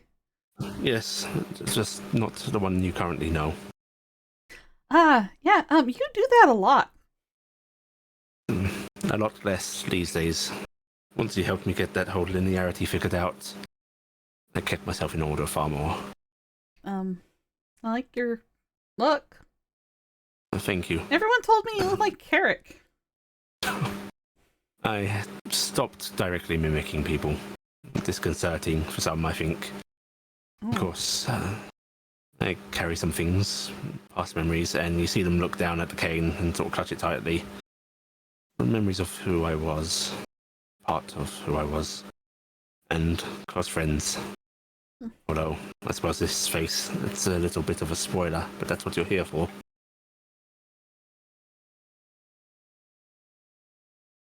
Oh my gosh, are you going to be one of Archie's kids? Let me just say that Vincent gets along very well with one of Archie's kids later in their life. Oh, that's awful. And some of your descendants become very good friends of mine. Haha, you're gonna be my sister-in-law. Oh, so awful. Vincent's But I am answering questions that are not written and should not be answered. Oh, Oh, They wait, sort let me of take my smile at pen you. out really quick. Start packing. Afraid that's not how it works, and they actually hold us out at arm's length away from you. Ah! How do I bring Bully. Tanya back? Mm-hmm. Well, your power can be her life. Her essence exists in you, and the healing fae of her domain. In her domain. Unite it. I wish, like you like to do, would be easiest, though it will drain you somewhat. Alright. Good enough. What are you supposed to make with the strange metal the dreamer sent us? Ah, whatever you wish. That's the unpleasant answer, right? I hate you. If I recall correctly, though, Hmm? use some small amount to enhance your weapons and armor before committing the rest to the joint venture of Baros and the Kingdom of Death. Okay. Thank you. What is the intended purpose of the things we are supposed to make that the dreamer sent us? Really now? Well, I had no idea what you were going to have us make. Well, to answer the question, they are supposed to be your weapon and ward against the first. And a solution to the severance of the heavens. A solution? He smiles. Intended purpose. Tap, tap. How do we best help the Fae? Mm-hmm. Kill Gabriel and broke a peace between him and his siblings. He will be pleased to have the Tanya back, but the nature of Oberon will bring conflict soon enough. So heal Oberon. Ah, how do we best help Oberon? Do not take him to one of the healed lighthouses. Make sure none can ever return Gabriel. Subjugate the Fae.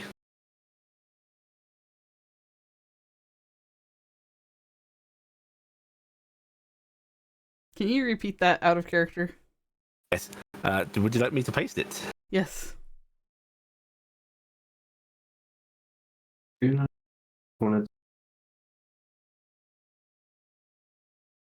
That is for Do how do we not best help Oberon. The treasure. Because helping him is And done. he's looking at you intensely as he says that. Oh, so I need Yeah. to do the opposite of that. If you You didn't want to help please. Oberon, certainly. Let's see. I want to help Gabriel, not Oberon. Right. Oh, that's not written down here. Yeah, but Oh. I'm so glad you're so helpful. Give the strange No, dreamer I friend a am hug. playing by the rules right here, he says as you hug him. How can we best help Hea? Ah, so sweet. It's easy. Dedication and worship, or friendship and love. Be her devout if you can, be her friend if you cannot. Stand beside her in the face of the other gods and show your fear of them is nothing compared to your love of her. Oh, This is important. that was a good answer. I like that one. How do we remove the storm around the city in Sahara? Oh, ask the gods to dampen it down. Hea cannot, but you would only need a couple of the others to do so. Okay.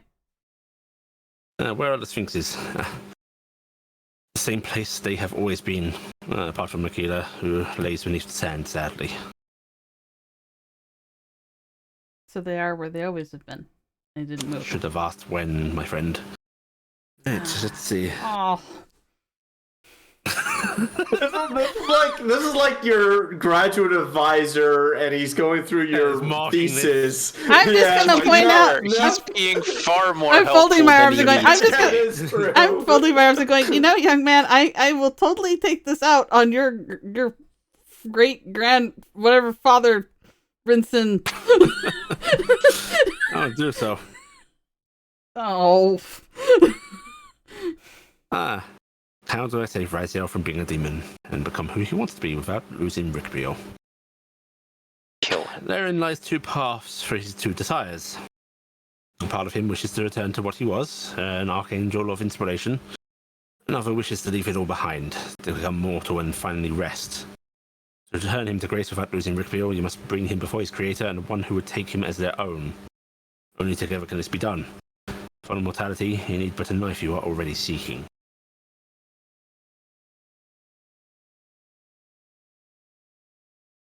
Okay. How do I help the spark inside me flourish? Oh, my aunt and well, there are many ways to help. Passing of time, singing of songs, experiences of hope and joy and love. Where happiness and growth becomes theirs. Once the spark emerges, family and guidance will see them flourish further. I smile. Hope you realise it's twins, by the way. Don't know if What? you know that yet. How do I help Dadriel? Oh, by helping him guide his people. When the time comes, setting him to see over that which the spark becomes. He is a man of purpose. He needs it. Gifton's still processing the previous question. Twins? Wait, I did have 8 kids already. No, How but do I help this is God's, though. Turiel? Seek out that which she has asked for you. That is her path to happiness. No, okay. And how do we protect the souls in heavens? Oh, sever the heavens from the gods, make them self-sustaining. Seek the aid of the kingdom of the dead. Thank you. And he gently folds the paper back over and sort of holds it back out to you. I'll bow my head respectfully. Do I get to see you again? In some sense. Not for some time, though. Okay. Depends what you mean by me, though. Well, And he smiles softly. I'm always with you in a way. I mean, I don't know why Corvus gets so upset about it. We're all you, aren't we? Not quite, but look at me. So easy to answer questions when you ask them. Goodbye, Gifton. Goodbye, Dreamer. And he stands up, holds his cane out, taps it into the liquid in front of him, and suddenly you snap back, and the light of the Borderlands of the Fae suffusing you once again. Everybody, you just saw Gifton sit down, bring out a piece of paper, ask the question, and now she is there. She's looking around. Ah, sweet. We got the Whoa. contact version. Whoa. Okay, big things to process. Beep. It's twins. Beep. What is? I'm having twins. Those were your questions? It was an important Congratulations question. on having fewer children. It was I an mean- important question. Sure, but Pet because we're gonna have twin babies. Twin baby wait, gods. they're gods though. Twin baby gods. Okay, I got the Oh. rest of these answered. I pointed at Corvus. You're gonna be pissed at me, but I know who answered them. And it was the Dreamer. So apparently that's who answers these kind of questions. It's an interesting source, but I mean, I have a lot of questions that I got answered that a lot of things went past me really quick. So I'm just going to rush right to the, hey guys, we need to go over there and I need to cast a really big spell and it's going to hurt me really bad probably. Okay? Because that is what needs to be done. Okay. Sure. Me? No, a dingus. Give him a big kiss on the top of the head. He's looking down at your stomach, looking at you curiously, and then there's the flash of Dazzle. You see the association of your kids, pseudo dragons. Oh, I don't know. Maybe you did do Excited a head wish. bobbing. What if they are pseudo dragon gods? Oh no. Oh no, look And then he over at does it again. Raziel like what? And then he nips your ear a bit and get more intense flashing of no. Your kids need pseudo dragons. Oh yeah, my kids. He need wants another run pseudo-dragons. on Dazzle. We're gonna need more pseudo dragons for these. Yes. Ugh. Hmm. when you say a big spell, how big are you? I am going to burn one of my wishes, which I'm going to offer my sword over to Shaxan. What is this? It's my luck blade. It's lucky. Has a wish on it. Why don't you use it to make a copy of yourself sometime? Okay. Like what Kirk did with me. You mean for the idea you had of working on the airship, yes? Yeah, or for your own projects. I've thought about it, and I feel kind of weird about me having control of you. I mean, I don't have the same relationship with you as I have with Carrick, so I mean, I kind of trust Carrick, but I feel like it would be a breach of employee-employer relationship if I do that. I would just something I discussed previously when working in research labs of doing. It's not something that is out of the mind. All right. Well, I'm gonna start leading everybody to where I gotta go. You'll probably take the blood. We do still have that scroll. I think this has to be me. Okay. We have If the you scroll think just so. in case. You know. We'll keep it as a surprise, like we have. Out of character, I don't know if it actually needs to be me, but poetically it feels more appropriate. So I don't. Out of character. poetically, I feel like it means more if it comes from me. I don't want to risk it coming from a uncontrolled magic source that might have any kind of malevolence involved with it, which is why I'm not using the Dijin blade, because that will twist my freaking wish to its will, right? I still have that bottle. Do we need to open it We now? are going to not let that go here. In Right. fact, you should probably consult General Rizal. Would you happen to know a good way to dispose of a Dijin bottle so it could go free? You don't freeze gin. Yes, but we're going to. So You realize that they tend to be malevolent fiends, right? Yes, I did some reading on it. He is right. They're not good creatures. That's the It's reason just why not they're in fair. bottles. seems terrible. Well, they're You can always put it into my care. Was that Raz or? Mm-hmm. It's Raz. I really think we should just let it go. All right. My pastor was going. There's a lot of things going on right now. Yeah. I'm. What do you want to get caught up on here? Because there's a lot of things. My lords and ladies, may I speak with bluntness? It's the only way we speak. Pretty much. Quick, someone say no. It'll be funny. What the devil are you all up to? And you, James, don't think I have not noticed the words they use. Or that anger, that scent. I guess someone needs to be in the club then.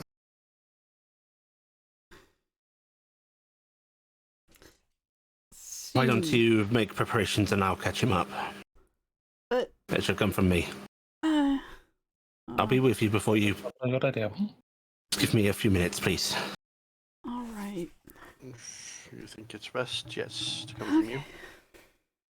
I'm gonna give a squinty eyes at Parsifal, like if you hurt him. Seems time is of the essence. Yep, I'm going to. Lady Greystill, I am not going to do anything to my old student without good reason. All right. Let's see. This is what I'm worried about. Raz says that he's going to leave Parsifal sort of away a little bit. Mhm. He's going to. I do not think any of us are capable of stopping him. Is that- Corvus will start to go towards Gifton. I'm gonna hug so- Corvus. Okay, hi. Raz wanted me to tell you that he was sorry he got mad at you. Corvus kind of deflates a bit. He said he I should have was- more patience, and that wasn't fair to you. He's too proud to say it himself, but he told me last night in my room, and I was trying to try and catch a moment with you. I'm sorry. Right. Not that I don't think I am deserving of that apology, but thanks. As for you, precautionary, and he gives the back pat hug. Pat, pat. Pat? Yeah, pat. Oh, you're casting glee magic on me. Yeah. Why is it that I always have to ask you permission, but you just come up and touch me? Because he Because is thrown him. touching him. Yes, thank you, Jackson. The hypocrisy is quite forgivable in his mind. Oh.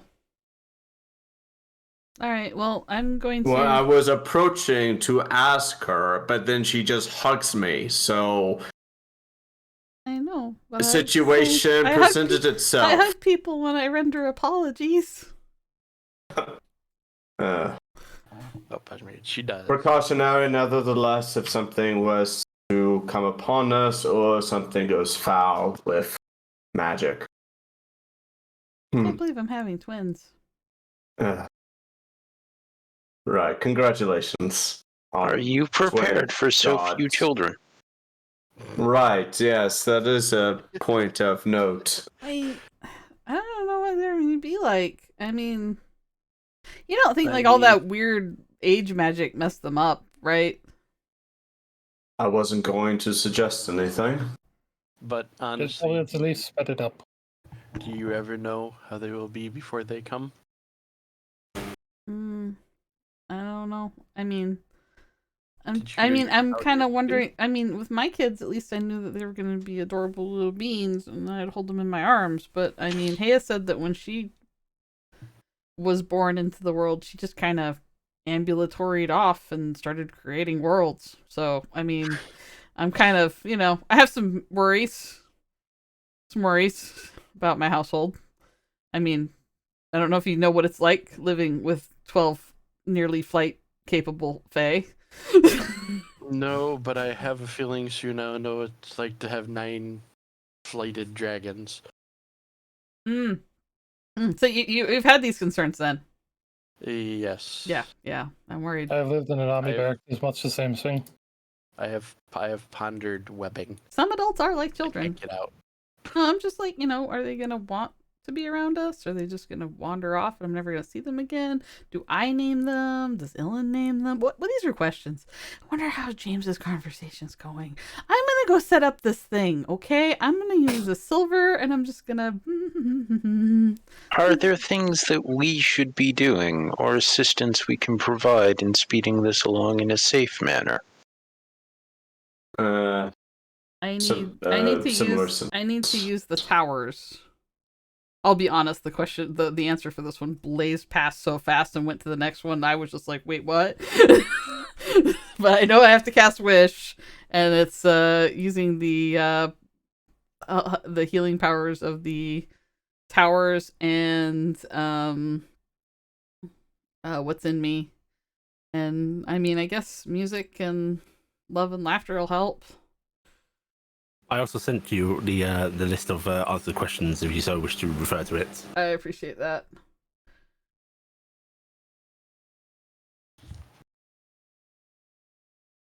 I do believe that means one of you should start telling jokes to ensure there is laughter.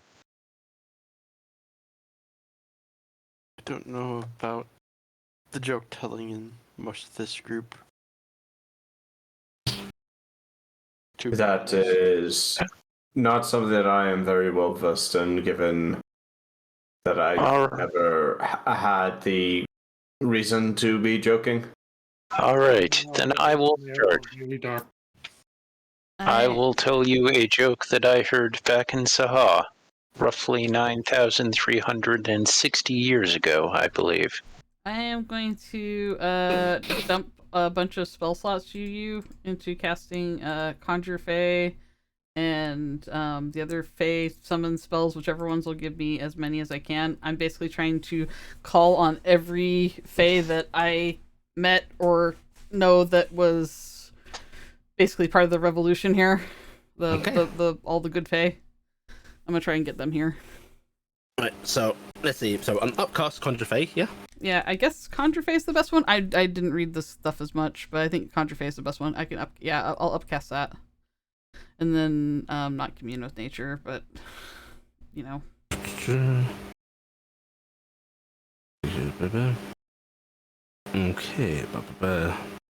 Do you not have the other Fae Conjuration thing? I probably do. I'm just trying to find it in my list. Woodlands beings. Yeah, Conjure Woodland Beings. I have that one prepared. I can cast this 3 times, or I could upcast it. I'm prepared to upcast it to 9 if I need to. I don't know if that would help. If conjure I think it looks like 8's the highest that does anything special. 8 floors. Yep.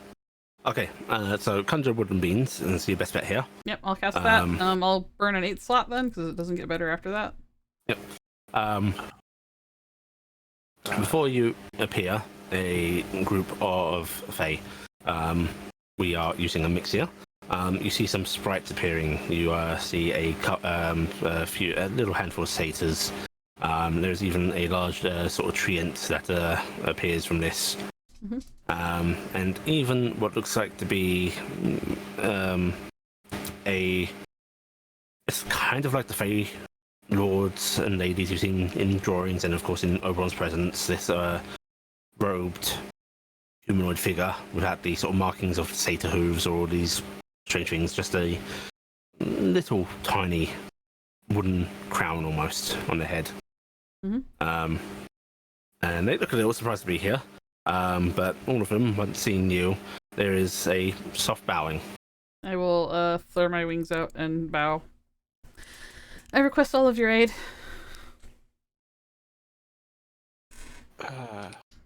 My lady. We are trying to bring Tanya back, and this will take a lot out of me, and I am hoping that you can help. Through song, through hope, through voices. Essence. Yes. As you're speaking to them, Puzzle actually sort of comes marching back over. Mm-hmm. His eyes flicking over to the Fae uncertainly, before he sort of takes in the group of you and inclines his head a bit and goes, "I'm going to be departing. Good luck on all of your endeavours." Thank you. Lord Parzival. Yes.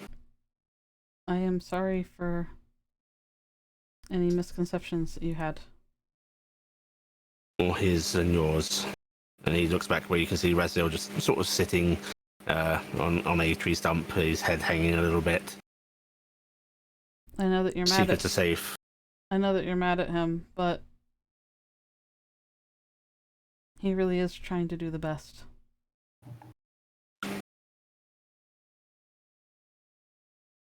And it's hard to trust people.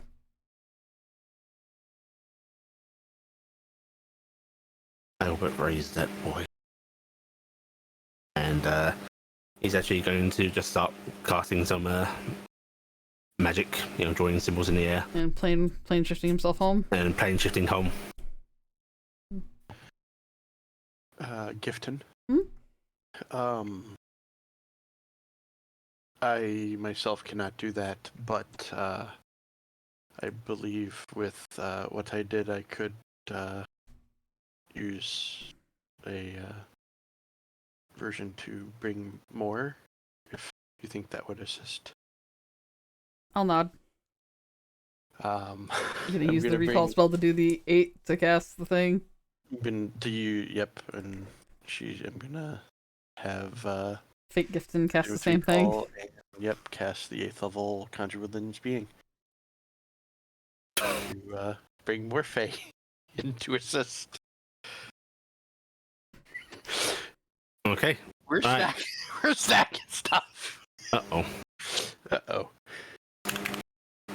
Hello, Blackheart. See, unfortunately, your Fae isn't like me in the fact that... Yeah, Hi. You're lucky. Okay. Accidentally summon Oberon. I mean, it would be out of character funny. The spell, thankfully, seems to draw on local Fae. And some of the ones I already summoned get teleported out. I was really half tempted to yank some of yours. But no, more Fae appear. You see some fawns, some more satyrs, even what look like to be a couple of like these little bunnies that hop along and then like sort of teleport a bit, falling through little Do they portals. have little unicorn horns? They do have little unicorn horns. Gifton looks like she has lost her ability to focus for a minute. Oh my god, those. She's seen one before. I know, and Ever she any misses it winged dearly. horned She's rabbits? obsessed over them for the longest time. Mm-hmm. And as you're doing that, they repeatedly flourishing bow to you, Gifton, seemingly ignoring the one that's actually controlling them. I will give them all flourishing bow, and I'll go. Raz, you gonna join me? You can hear him taking a sort of deep breath and wearily standing up, straightening out his military uniform before he sort of comes on over, giving you a steely nod. Right, let's get this done, shall we? Anything I can do for you? Yeah. And I'm gonna take his hand. I'm going to put it just above my hip. I take his other hand. Look at me in the eyes, okay? He seems to soften a little bit before just nodding at you. And then I am going to move like I'm taking a dance step. And I'm casting Wish. Okay. What is your wish? I wish using my essence and the healing of the Fae and domain to unite the power that is here and to bring Tanya back to life. Okay. You speak your words, stepping into a little dance step, and you can feel power not only welling within you, but from around you. Lowered heads of the Fae around you seeming to sink a bit lower as they clearly weaken a bit. Some having trouble standing. The mighty treant there actually sort of reaching out limbs to try and support the other Fae around him. And everyone can see this coalescence, this surging of energy sort of coming out as little sparkles at first from the Fae and then starting to trickle more and more until it's a stream, focusing on Gifton, swirling around her and into her.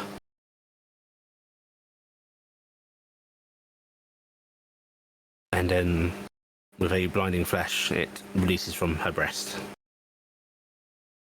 Moving forward, swirling around Raziel, who closes his eyes, letting it wash over him. This energy seeming to pool into the air, floating around, before slowly settling onto the ground, growing brighter and brighter, until a pair of luminous wings come out of it, the energy coalescing into a figure, long-robed, tall, mighty, the glow dimming, until finally there stands something that looks like a Fey lady, but not in the same way that Oberon did. It's almost more similar to Gifton, her defined nature, clearly affecting this. Angelic wings, dotted with leaves. A almost halo of a crown, but while it's glowing, you can see the woodwork, the little finds around it. Until a figure finishes glowing, and there standing is Tanya, who does look an awful lot like Gifton in her own angelic form. Tanya takes in a deep breath, and you see Raziel opening his eyes, looking over at her, and you feel his grasp on you tighten, Gifton. And Gifton, you're glad for the support because you suddenly feel oh so weak. Yeah, I'm It's like kind of the energy has been sapped out of you. kind of sinking down to my knees. Gifton, I'd like you to roll me a D100, please. All right.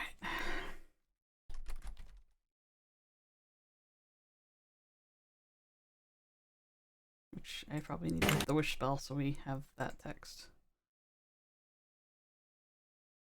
Come on, hit the wish. Oh, come on, just do it. It It did. It did? Went through multiple times. Oh, okay. I was scrolled up, so I never went through for me.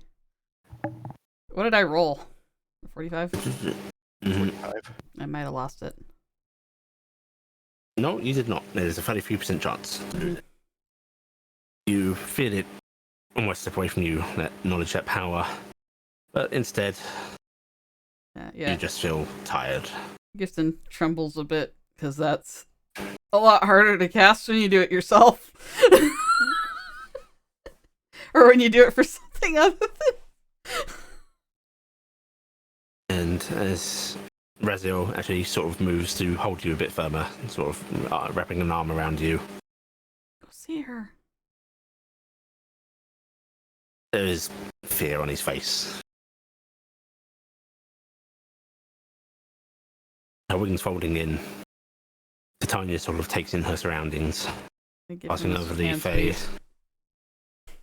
and the group of you are settling on Raziel and Gifton, and a soft smile creeps up her cheeks, and she moves forward towards the both of you. This is a tall lady, by the way. She must be about 7 feet. Yeah, she's dating the nearly 9-foot monster. Mhm. So yeah. And she actually opens up her arms and pulls the two of you into an embrace. You can feel Raziel stiffen. I'm weak, so I can't fight back. Mhm. Oh. So, thank you.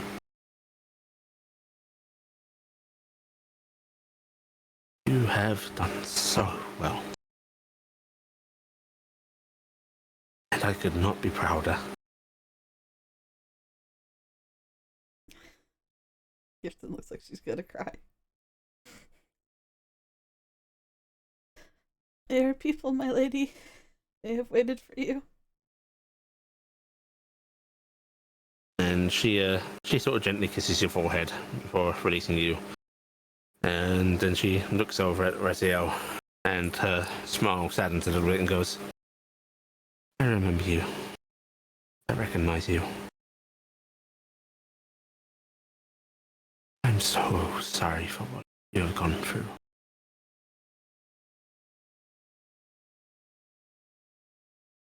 And Raziel holds you a little tighter, Gifton,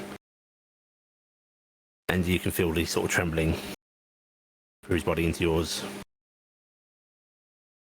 And he just goes, got lost you for good.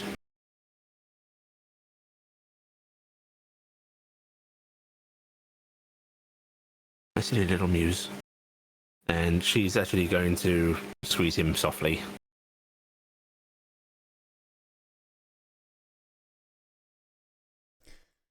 I can't tell, but the player's crying right now because I really want this to happen.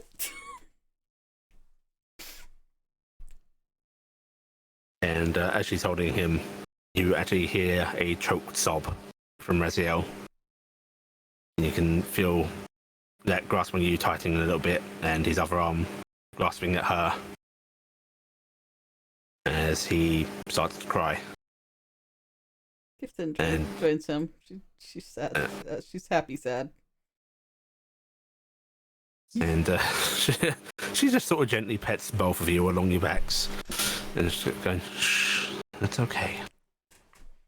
It's okay. And as she's doing this, she's going to regard the rest of your group and just go, thank you, all of you, for protecting her, protecting him, helping them to this place.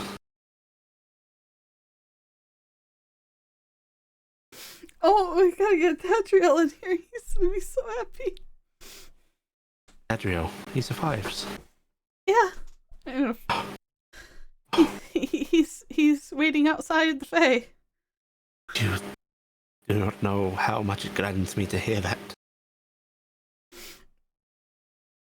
I did not expect to return. I trusted that you would carry out my will and all that needed to be done. I am so glad indeed that you have achieved this. Too. Now all of you can be back together. Lay eyes on my brother. Lay eyes on my best friend, she says, looking down at Raziel.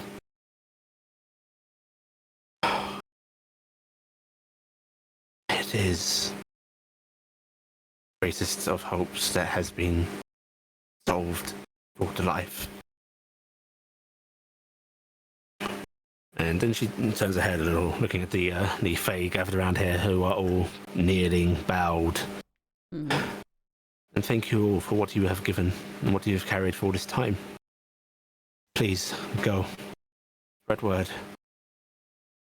The evil shall end here. Light shall shine again. We will make everything right. And the Fae, you hear, choruses of "Yes, my lady." The pixies, far less formal, seem to be chittering excitedly. The old oak here seems to be weeping himself, this tree end sort of lumbering off.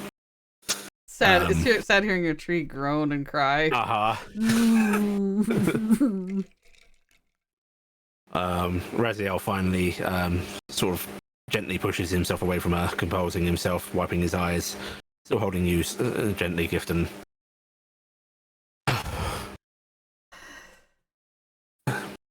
So, it's you, Tanya.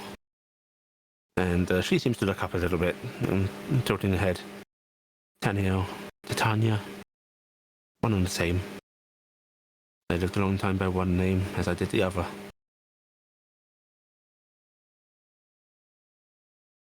I remember. Gifton's mouse just leans into Raziel, like, yeah, when. And she looks at you, Gifton goes, I'm afraid I cannot fix this weakness. It will pass, but I cannot put back into you what you have given. But I am sure that you will have the support of your friends. I nod. And she actually starts to move towards the rest of you. A smile creeping across her face once again, and she looks at you, Carrick, and there's an almost sly little wink. Uh-oh. Carrick's gonna good. My fair lady is in danger for you. And she regards all of you and goes, I do hope that the journey here was not too much of a trial. Not too great. It was worth. It was easy compared to what is to come. Yes. I see the touch of my husband upon you, says to you, Shax. The ineffective kindness restored my arm and my leg. Did he now? And she reaches out and just sort of gently brushes against the part you had sanded down, and before smiling at you, you'll have a bit better control of it now. I appreciate that. Thank you.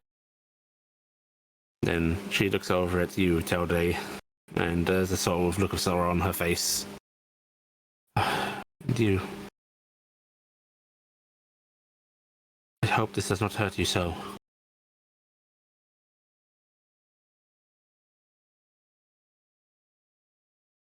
I do not understand. The way that you are, what you are, does not cause you pain. It is what I am. It is enough. Does your form cause you pain? No, but what I was not the most pleasant of states to be in. I've been made whole again.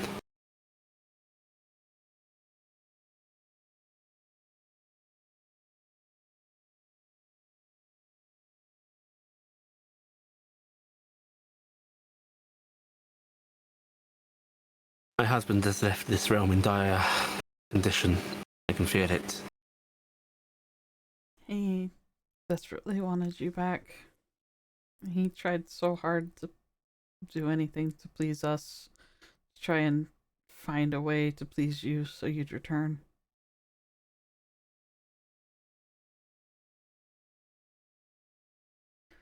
We must. He's not an evil creature, I hope you know. We must get him into one of the lighthouses. Yes. We can heal him there. It should not be hard to convince him to come. Not now that I am here.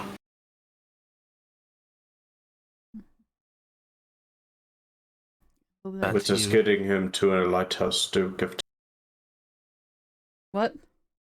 What does getting him to a lighthouse do? My very annoying grandson told me that What? that if I was to help Oberon, I would never take him to a lighthouse, and I would make sure none would ever return Gabriel and subjugate the Fae. So I would infer that if I was to help Gabriel, I would take him into a lighthouse, and I would keep the Fae free.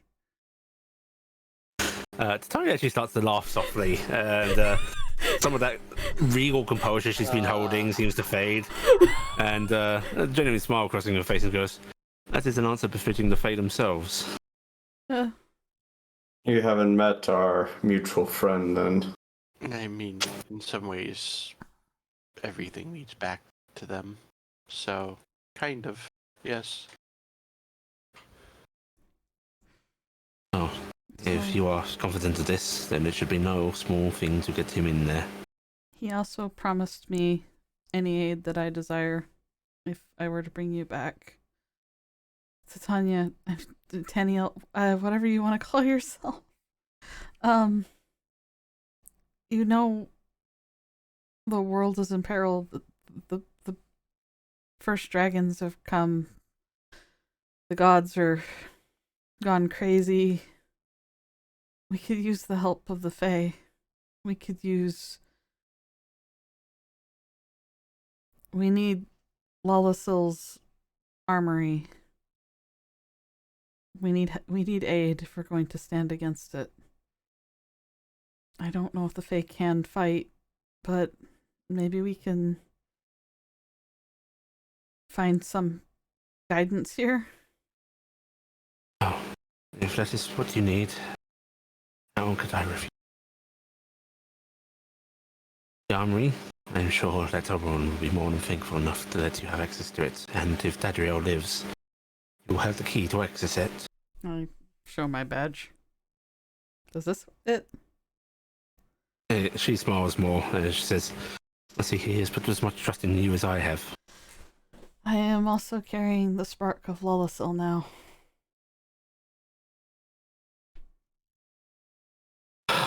She left it in Dadriel's care, and Ilan is helping it flourish within me. And my crazy grandson dreamer hallucination told me that I'm having twins. Then, and by the way, I'm squeezing freaking Raziel's hand a bit here at this. Like, I need some moral support. God, twins. Pat. As Tanya closes her eyes, a momentary look of sadness on her face as she says, "Then hope did not leave the world when my mother did. There is light ahead of us." Yeah. Let's make light for the future, right? No, you should rest before we step forward, and I should ascertain the state of Oberon and my lands before we act. Nod. I'm just gonna lean back and just look tired and weak because I'm still kind of trembling because this feels awful. Which spell backslash? I think it's out of character. Which spell backslash feels awful? I know the mortal realm that you are familiar with does not exist too far from here. She nods sort of further out away from the lighthouse. But if you wish to draw here, you're more than welcome to, although rest does not come easy in the Feywild. I guess we'll stumble our way out. Kind of hit you like running into a brick wall. I could try to. We should make our way back to. Huh? Make our way back to the ship. There is a place to rest there, and we do need to get it back to X. You're coming through really quiet and cutting out for me. Yeah. I'm not sure if that's. Is that better? Yeah, it's better. Yeah. Yeah. Okay. Would that be by Southwest time zone? That is Southwest time that way, yeah. That'd repeat what I said before. Jack should turn and go. With respect, we should make our way back to the airship.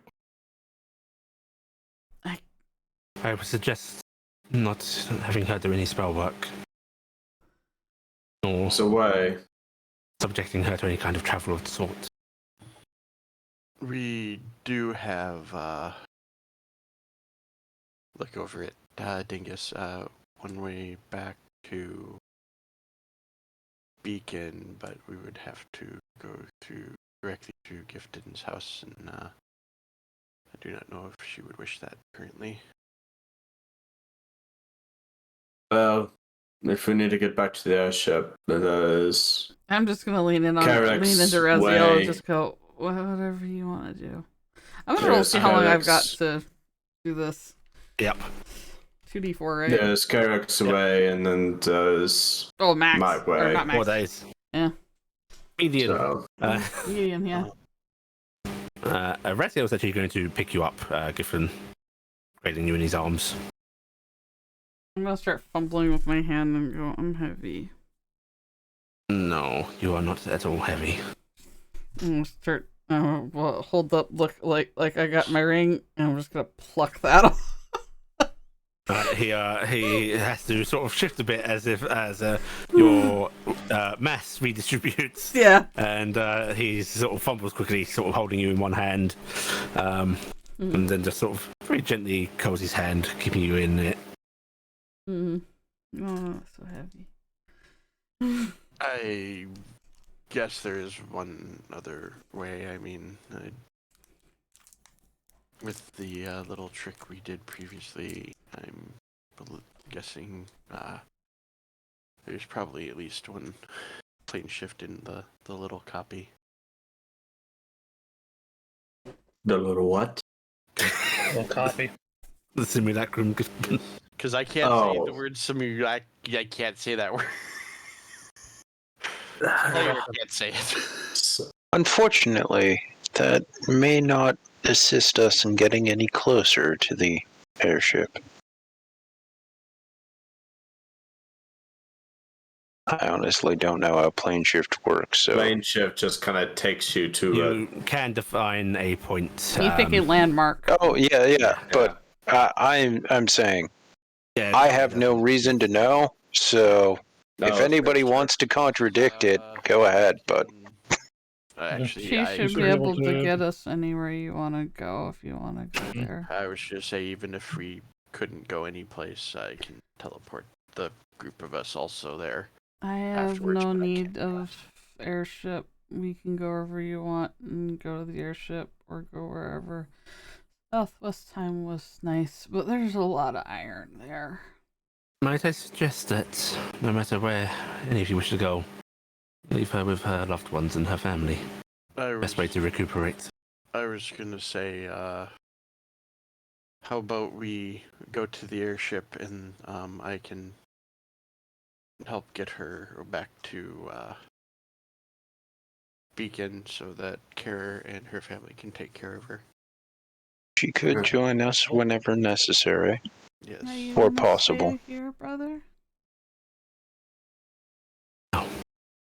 And he's going to look back at Tanya, smiling a little bit, although you can see the pained look in it. Good to take care of you. If you take care of her, it's like you're taking care of me, though. You're a different person, Clifton, and I want to take care of you. Okay.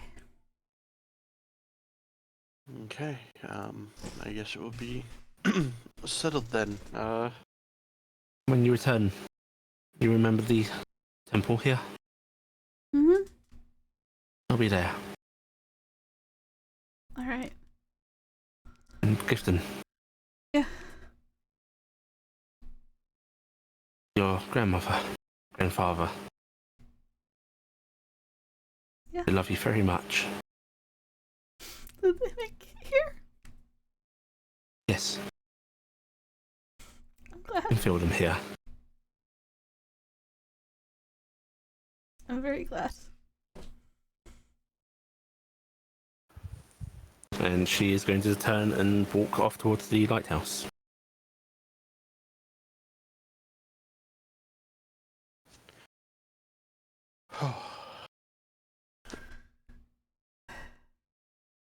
Is everybody ready, or do we need a little bit of time still?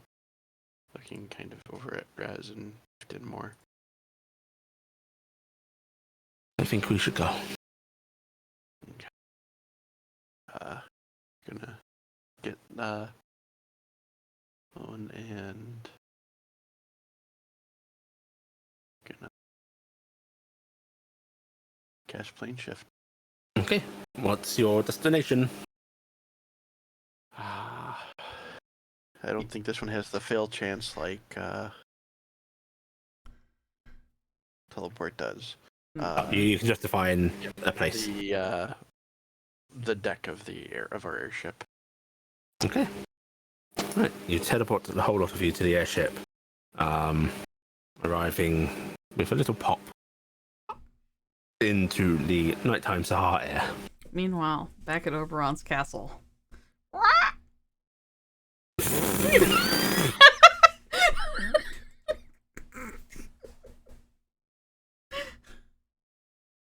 Sorry, I couldn't resist. No, back at Oberon's castle, here's a very quiet Mom?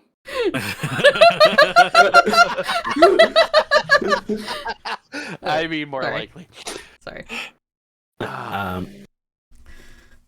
As you all arrive on the airship, you see Idris, the elven pilot here, sort of straighten up where they were just sort of slouched against the wheel, clearly on sort of watch. And you go,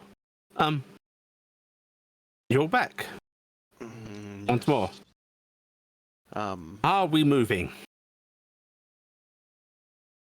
Wait, How's the repairs gonna? Lady Grease is still okay. They need some rest. Wow, they can see her? General. Yes. This she is an elven pilot. Guess what her specialty is? Suction. Specialize. I will be taking her, back to her family to get some rest. I'm gonna kind of turn to the rest. Do you all actually? I probably should focus mostly on you, Shaq, since you know what needs to be done here. Do you need me back tonight, or am I good to stay in Beacon this evening also and come back tomorrow? You should be good to stay as your family. Thank you. Anyone need anything brought back when I come? Are we staying here on the airship for the foreseeable future? I would think so, yes. You should be taking it over to Hexenreich. Yes, that is our... I need to come with you, son. Okay. Hey, don't worry about getting me back. As long as you don't move, I'll return my way. Okay. Should not be moved tonight, but I do not want to leave this sitting for a very long time if it is capable. Yes, yeah, I will return for sure tomorrow. We should definitely start getting underway. Did someone say we're heading to Hexenreich next? Yes. That is correct. Is that an issue? There's the movement of the mouth of like trying to get a sentence into order in their head before they let out a soft sigh and go, not an issue, no, just quite a journey. Do we need to get anything beforehand? Anytime off the ship. It would be nice, I'll say that. Can I go speak to the captain? Of course. Yes. It would be a good idea. And they head below deck. Captain! I will return, even if Gifton is not ready to come back, I can teleport directly here myself. Well, we need Gifton to rest up, so Yes, I know. I imagine Yes, What did you need me for? No, Is I people that- was saying... I imagine that the time off from the ship is warranted until Gifton is fully recuperated. No, To give everyone... that would be too late. With Gifton is able to catch up to us quite easily, wherever we are. As We should get on our journey much quicker than that. Yeah, Yes, don't let like I me said. hold anybody back. you are not Gifton. Dingus, big muzzle prodding at you, Gifton, licking. I will... Yeah, I'll Get get a up. I'll get up. I'm gonna try and stand up. No, he's pushing you back down to Raz's hand. Getting confused Everyone messaging. Participate right quick list out and hand over to her. Go. If you could stop by my house, here's the key, and pick up these boxes. Should be clearly labeled. I'll need them for something I'm going to build on the way. Tomorrow. Captain Scarlet is coming up on deck. Idris following behind her, and she's sort of looking at the group of you and going, "Right, I heard Hexenreich's the next destination. Yes. Yes. I hope you'll remember the agreement. Said you are not the permanent crew. We're not a permanent crew, no. Yes.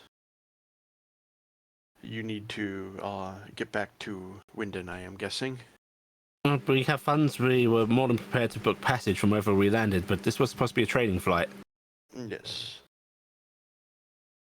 Not cutting Training a whole lot of flight? training down. I'm looking at everyone else. Training? What?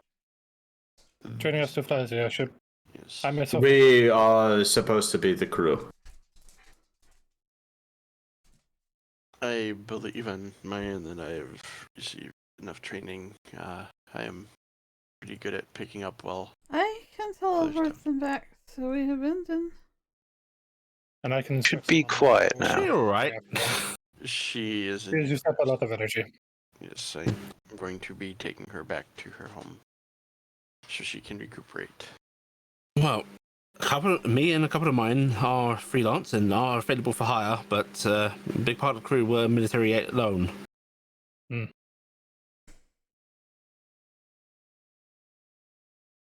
should Listen, take Raziel, back the Raziel. ones that need to go back. And we can Are you hire capable the of rest. teleporting them home? Yes, I've got enough. He's actually talking to James. Their passage home can be easily arranged. They were told that they would be sailing back, but well, we can arrange for them to be transported. And Scarlett says she's going to hold up her hand briefly and goes, "Not saying that this needs to happen here and now, but if there's going to be a journey to Hexenreich, it's best to get it sorted before then." I don't think there's going to be an opportunity to stop when we hit Hexenreich at any point. If Carrick is taking people back to Beacon, that may be the best time for you to leave. That's what I'm saying, is why we just teleport people back. Yes, I can. I have not taxed my magic. I can get those who. I could actually get those who wish to go back to Winden directly to the military base there with plenty. The one question I will ask is: do we want to get Gifton home tonight, and we will take care of teleporting by then tomorrow, so that we have some that are freelance. Scarlett actually goes, "If I have a say in this, I'd like to remain for a day or two just to make sure things are in order before we leave. That is probably Going now, it's a little sudden. It may be best to get everything in order. Just we do not want to. I can help take them back if I rest a bit. You need to rest. Good. She's like, I help. Oh. You are helping wonderfully, Gifted. Thank you.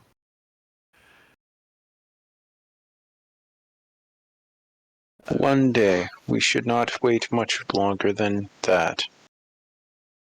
I would give it 2 to make everything anybody else says. Unfortunately. I would like to 2, but I can get it done in 1. Make sure that, information on the safety engines is passed on, and You'll have mine and my assistance again for helping. of course. And Jax is, when he says that, going to very calmly pull out the Wishblade. And I am not able to cast right now, but he's dropping attunement on one of his items. Start turn. Well, if you all are good on getting that done, I guess Corvus is coming with us, you said?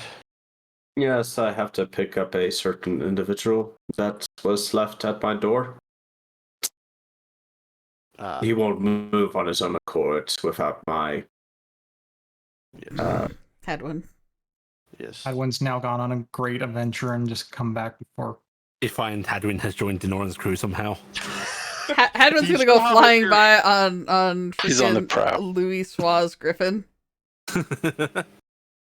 He's still sitting in front of the door, but he's wearing sunglasses and a sun hat and all that. He may have a bit of Razel's, Razzle's, what's her son's name? Rinson. Vincent? Renson's paint all I have over him. Razel. That's one of my sons. Razzle. Yeah. Razel. Razzle dazzle. General Rizal, do we need to worry about the discussion? You don't need to worry about it, no. Do you need to worry about it? I always need to worry about things, but I don't think he'll betray my trust like I betrayed his. Carrick's gonna get out. He gave his word that he would not speak of it as long as I was going to. As long as you were going to what? Promise. I'm I mean, I'd already said that I was going to, hadn't I? So, I'm Oh. assuming that he said he would keep the secret as long as James is going to come forth with it. yes. Oh. Okay. We should not talk about this. We Yes. should go. Let us go. Gifton just and- like has that dreary look of like realizing we're still in the middle of the freaking airship having this conversation. I very particularly used vague questions here. Yeah. Scarlett's waving her hand, just going, "I don't give a damn. I don't work for them. Well, I technically work for them, but I'm not part of them." This is no problem. Carrick should have. Whatever you want for a wage, Scarlet, we can negotiate. That's what I was waiting to hear. Carrick I would Do have not let her. And Miss Captain, but I'm not in charge of this, so I don't think I General, already know please you. do not allow Gifton to Yeah, Gifton make any don't. negotiations at this time. Gifton's gone I- already. Takes me a Carrick. moment to draw the circle, and then Yes, let us go. They're all gone. it takes a minute. But I've been trying because I know how long it takes. We are proofing suddenly. Looks right. Corvus. How am I supposed to negotiate? You're not. Oh, Alright, so you teleport yourself, James, Gifton, and Corvus back to Wyndon. Yep. Mhm. Let's get her back to her house, James. Yes. Or, That's- sorry, I know where you just heard. There are salutes from the teleport circle here Mhm. as James appears, and there is not much hubbub about getting out. mhm. He's gonna look to the Buffy and go, "I can get her home if you have things to take care of."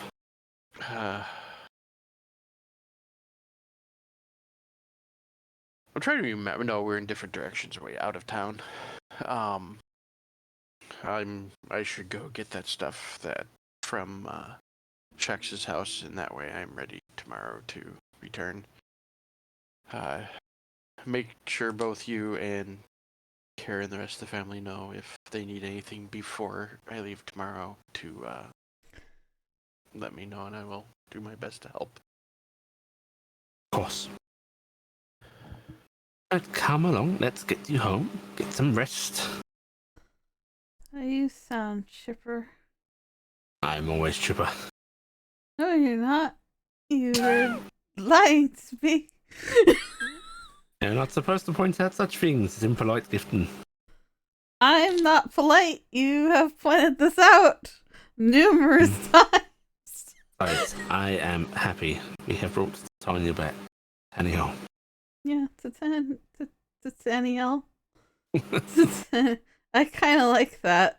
To Danielle. I will check on her in the morning before I leave. So, you have a good night, Gifton. Don't let care. So, well, good day, really. Yeah, it's a good day. Don't let care spoil you too much. You need your rest. Oh, I hope I'm spoiled. I'm sure Anyway. it's spoiled rotten. I will see you in the morning. Where are you going to be off to, James? He's staying. Here in I'm Beacon? staying, apparently. All right. He did agree to help her, so Right. Okay. Well, I think perhaps I should be finding space in Carrick's Tavern if it's no concern. Why don't you want to Yes. be in our house? You have a room. I am guessing that is probably true that you do. If you want quiet, it's okay. You're allowed. want a little bit. Right. I'm. You don't have to When- stay if you need to go. No, I want to make sure that you are okay. When you get there, just tell them that I said to give you the. This is a tavern room compared to one of the rooms in the Brogren household. Yeah, quiet. Little dragons, a lizard kid. Proportional. Just be like, Bunch of Corvus, I'm fangs. staying We in can't your keep them place out. whether you like it or not. And they literally if you come want, right if you through want the pride, floorboards. Roselle, there is a spare room in my house full of He's books. just gonna wave his empty hand over his shoulder as he starts walking away to the Crystal household. Why do I suddenly have an Emic Selk moment of him just doing the flipping wave? Yeah, basically. Just tell them when you get to the tavern that I said to give you the special room, and they will get you settled. Sounds loading. I Right. keep Full of nymphs. a room open at all times for visitors that are special guests of mine. Okay. He Right, hasn't James had a departs. single special guest. That's because It's blatantly obvious. Actually, that is actually incorrect because Louis Swallow was in there. You don't want to Very stay in impolite there. today, aren't we? Smells Says like Egyptian as he's carrying you cats. away from That the was out of conversation. Or was that actually an in-character gifted comment? Yes, it was. So Smells it would've like been like, cats. It has been cleaned. You know I keep that. Right. Ferrari. Carrick. Right. Carrick, you're heading to Shaxson's Yeah, I'm gonna go gather the items that he has. as requested. Yes, and then Okay. I'm heading home. Okay. And what about you, Corvus? You're going to Cor- collect Hadwin. Collect Hadwin. Okay. And then where are you going, Corvus?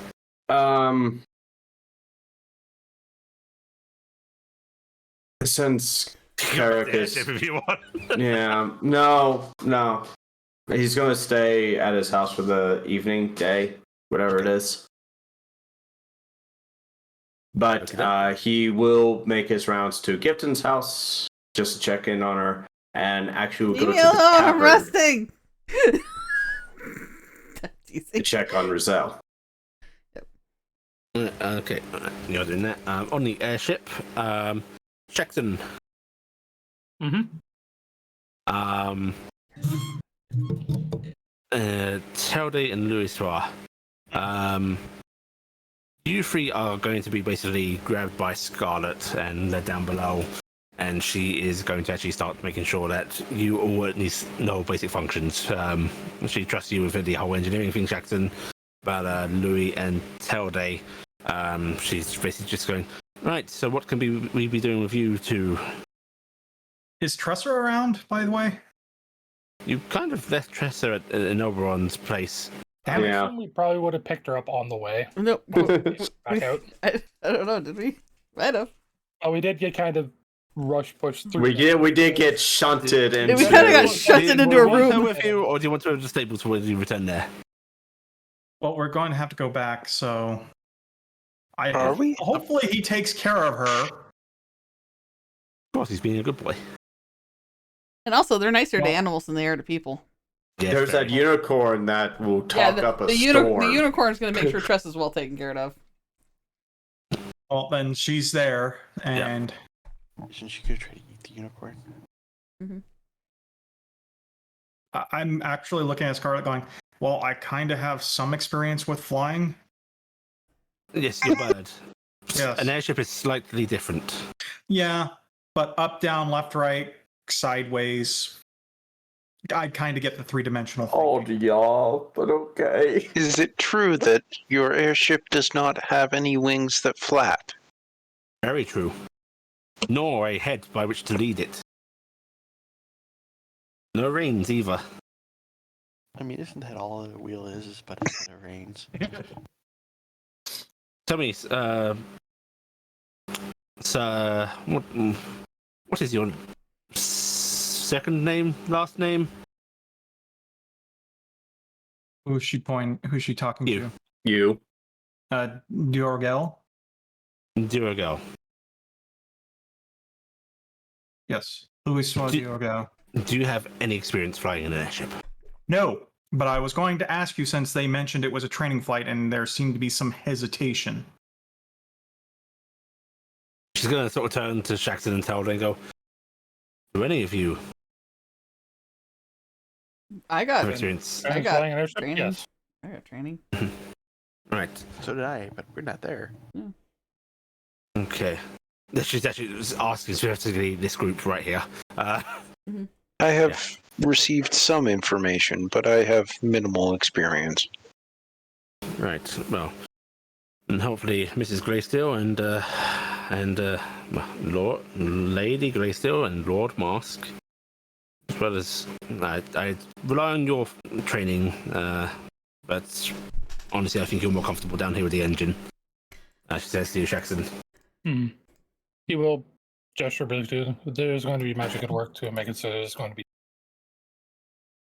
Well, in that case, you have some people trained in the flight of it already, and they can certainly give you a crash course, but I'd rather give you some training with some secondary systems that need to be run. That sounds like a good idea. And she's going to lead you all about, and actually, she's going to start like explaining what everything is, like behind paneling and such, what this junction is. You know, this is the primary relay for the the port engine. Here's all this jazz. Luis paying rapt attention. Make sure that if there's an emergency, they don't all plummet and die. Well, we somehow avoided it last time. What he's aware of. Right. And that's going to take up most of your day. And as she's going about, you see her actually stopping at various personnel's quarters and telling a lot of the military personnel that, hey, gonna be leaving. Might want to get your things together, get yourself sorted.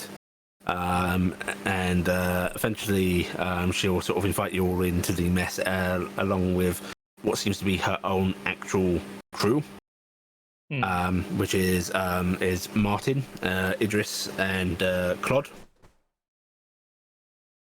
I love that Martin made the cut. I hope we hire Martin him. did. God, I was just saying, wasn't Martin the one with that The bad cooking skills. Yep. spices? Oh God. Yep. He's Put cooking lunch. everything in. Probably been cooking lunch this whole time. Mm-hmm. And she's just gonna look at them all. Go right.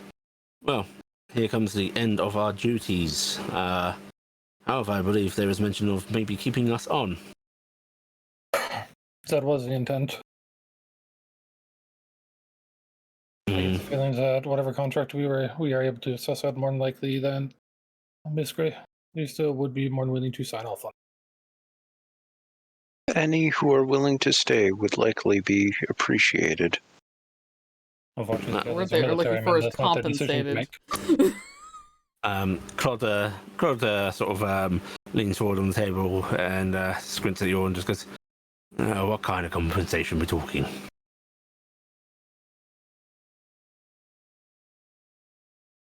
What is your average rate? As you mentioned, you're freelance. What is the average rate you normally charge? There's a moment of silence as they all look to Scarlet. As they all realize they're talking to lords and ladies and such that don't know what they're worth. And she's just going to shake her head at them and go, bluntly, most of them can expect about 2 gold pieces a day on their normal services. Jax will look at them to him. Martin looks up and goes, I don't get that. I did say most, Martin.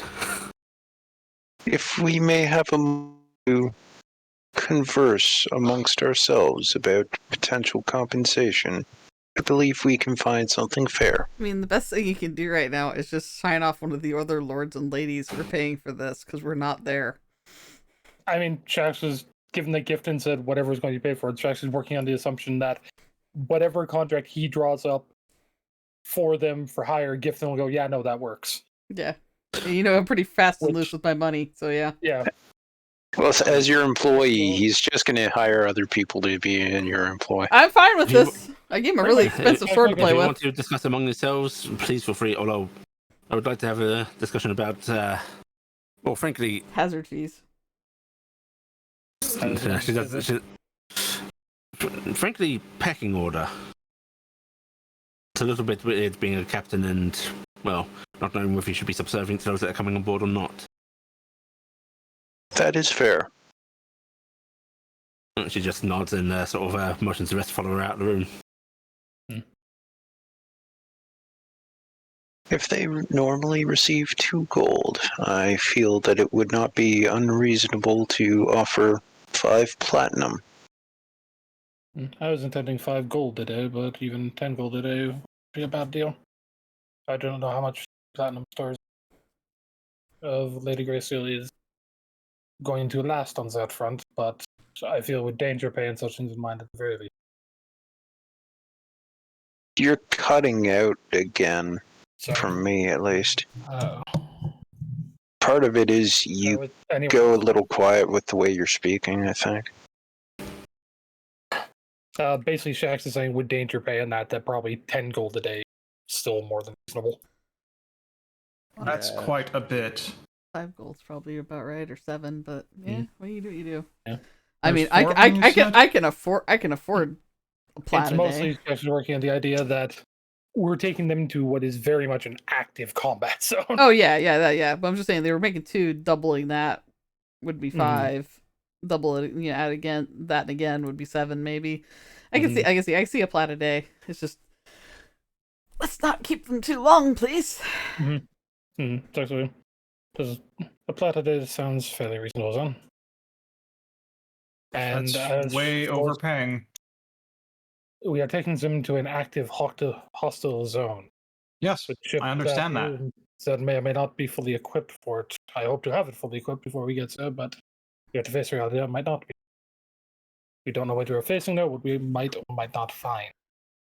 So you've already fought a dragon once. It is more than we are paying you, admittedly. That is correct.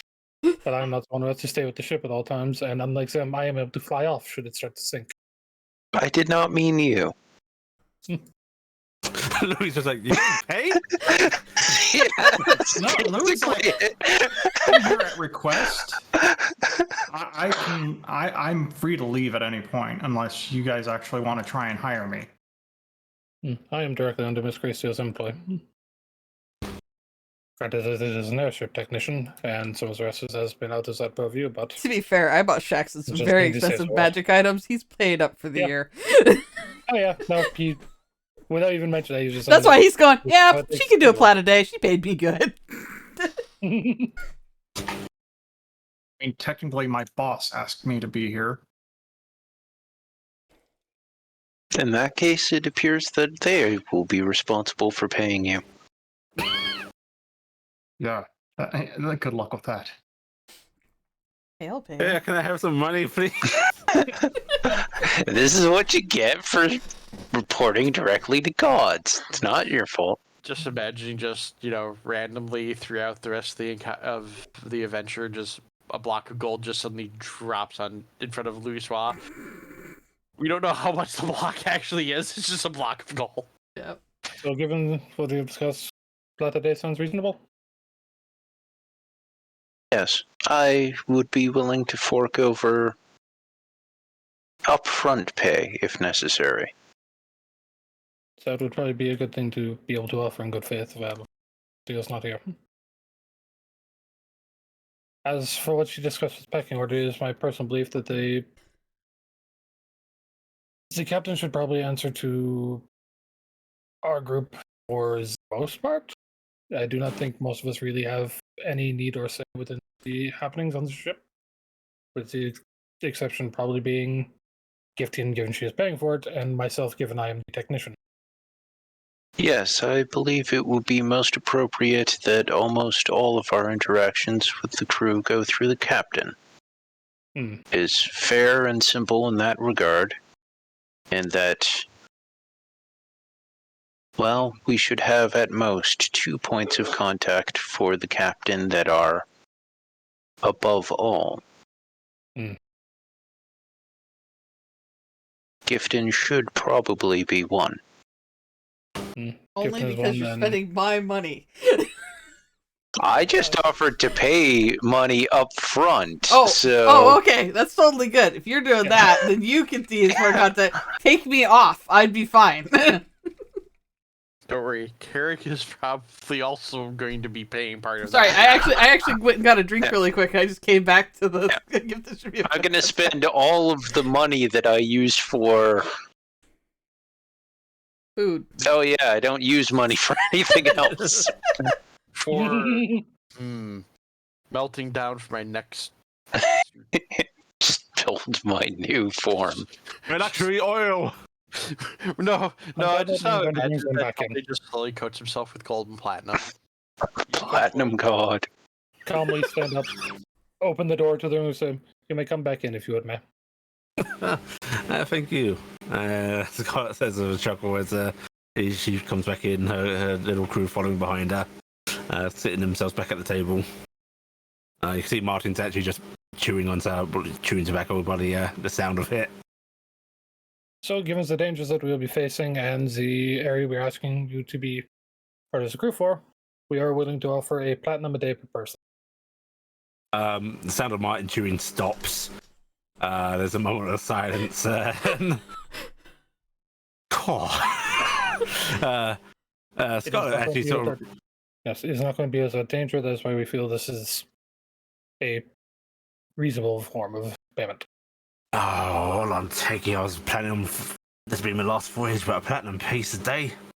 Claude says, sort of like putting his head down. Oh, I'm a day for retirement. I was gonna go home, but geez, that's money. We understand if any of your crew wishes to depart instead. I got grandkids at home, but that kind of money that will see my family well. And Idris sort of shrugs a little bit and goes, "I like flying. You've got me on anyway." Martin's like, "I ain't leaving that kind of money behind. Of course I'm coming along. Jeez." Captain's getting more, right? Because captains don't get paid more, right? As we said, it is going to be dangerous, but we're going to do everything in our power to make sure they come out of this escape. Before I agree, you understand that normally when I'm hired on, it's lords and ladies or so on that are far away. Yes. So having you all around is a little bit of a different experience, I'll say. So the whole This is Well, I'm answering to. pecking order and Mhm. titles and such, yes?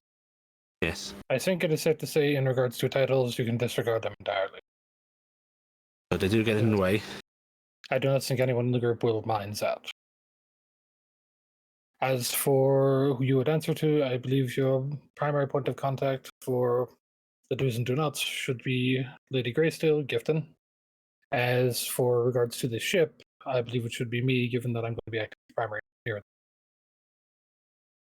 Indeed. Claude actually frowns a little bit at that, but she nods and goes, "Well, of course I will be ultimately answering to those that pay the wages here. My concern was more in emergency situations. I'd very much like to have primary control of the lives of my crew, the danger to the ship. If we are being taken into somewhere dangerous, you tell me to go there, I will go there. But if it looks like we are going to go down, frankly, I'm not willing to follow suicidal orders." That is entirely fair. We'll defer to your hands on that. You have much more experience on that front than we do. Indeed. Then, with all of due considerations that this is a dangerous job and you are going to be doing risky things, I do understand that. I get primary control of the safety of the ship. It is your ship. It is not my ship, but You are captain. It is your ship in that sense. good. In that case, I think we have an agreement then. As a note as well, we are going to be in travel. I'm going to be using, with the help of Claude, if you'd be so kind, when I make them, and wherever else we can, I am going to be making retrofits for. You remember the cannon parts picked up from the outpost? Mhm. I'm going to be making retrofits to be able to add them to the ship and make it so they're safe to use, so that we are not going in there unarmed. As you wish. Just have Claude keep me informed on the upgrade, so I know what's going on. Very well. And she'll actually reach out her hand across the table. Jax will offer out his hand in turn. Okay, she shakes it. Idris also reaches out, shakes your hand. Claude does it with a bit of a firmer grip. And Martin wipes his hand the firm grip. on his trousers, and you swear it comes out up to dirtier than when he wiped it. And we'll shake your hand. Jax Sitting there will going, shake his hand as well. "God, getting paid a flat a day." I'm going to kind of turn away from them for a moment, reach into a pouch, do a quick calculation, pull out roughly, let me see, 50 platinum in my hand, and turn back to the captain as a sign of our commitment. If you want to make it better mapped, you might want to make it either 40 or 60 just because there's 4 of them. And those are easier divisible by 4. Yeah, in that case, I'll go with.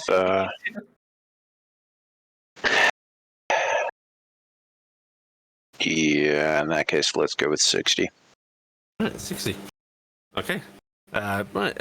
You hold it out, and she raises an eyebrow and goes, "First 2 weeks." Consider it a initial payment.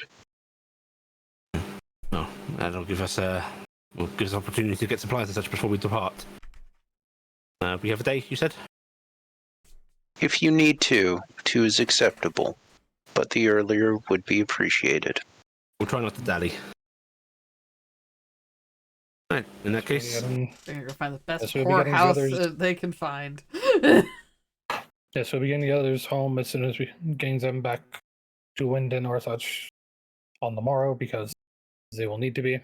We'll be heading off. she daddies out the coins. You notice she does not give the 3 of them their full amount, and they don't actually seem surprised by this. And I think a couple of you would be well aware that she will likely dole this out as time goes by. Yeah, Put it in the copper box for people. Yeah. it basically makes people don't just cut and run. Yes. But she does give them 3 platinum pieces each right now. Martin's eyes are saucer plates. Like, you don't think he's ever held this much money for himself in one go. She's like, "The 3 of you are dismissed. Go get whatever supplies and time you need. And enjoy yourselves. We'll be back on the morrow." And there's some quick salutes and some sort of bowed heads towards the lot of you before they filter out. And Scarlet go and looks at the rest of you.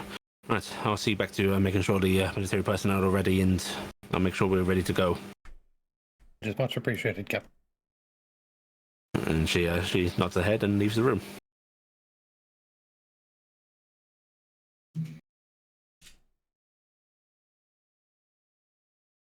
While we were going around and learning all the parts tonight, would have been enough of a quote-unquote short rest at some point in there for me to become attuned to the blade?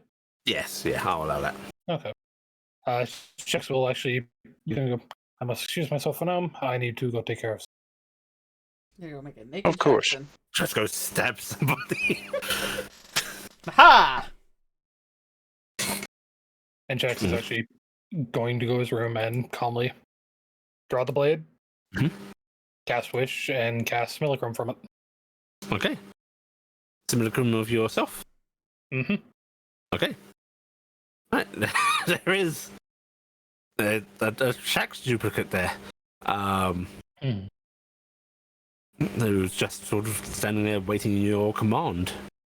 By your Jax command. will kind of fold his arms and go, right, I want you to act naturally as I would. I'm going to trust your logic as much as mine because it is mine.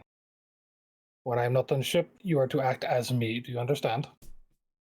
I understand. Good. We will be with the parts that Carrick is bringing back tomorrow. We'll be gains things that you can make yourself your own set of armor sets you are not without.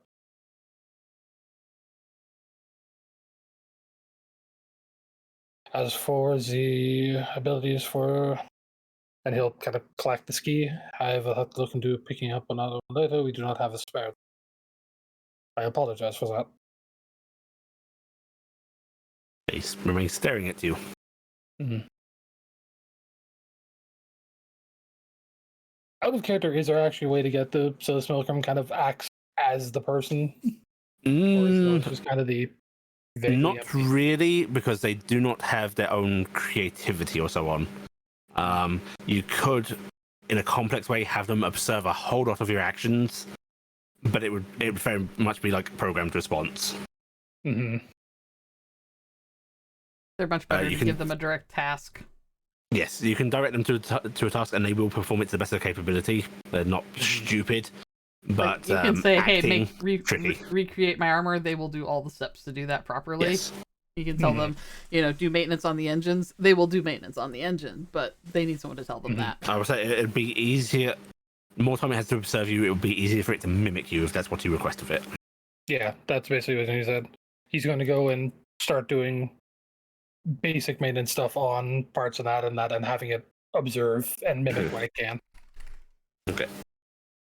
It's currently basically just wearing one of his other outfits that he's got in his bag. Normally Yeah. comes out. It's butt get naked. dressed. Yeah. It's very obviously not wearing his armor or anything like that.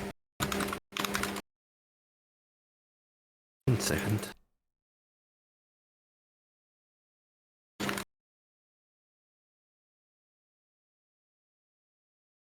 Now, theoretically, would it come out with or without the arm and leg? That's what I'm pondering right Wondering. now.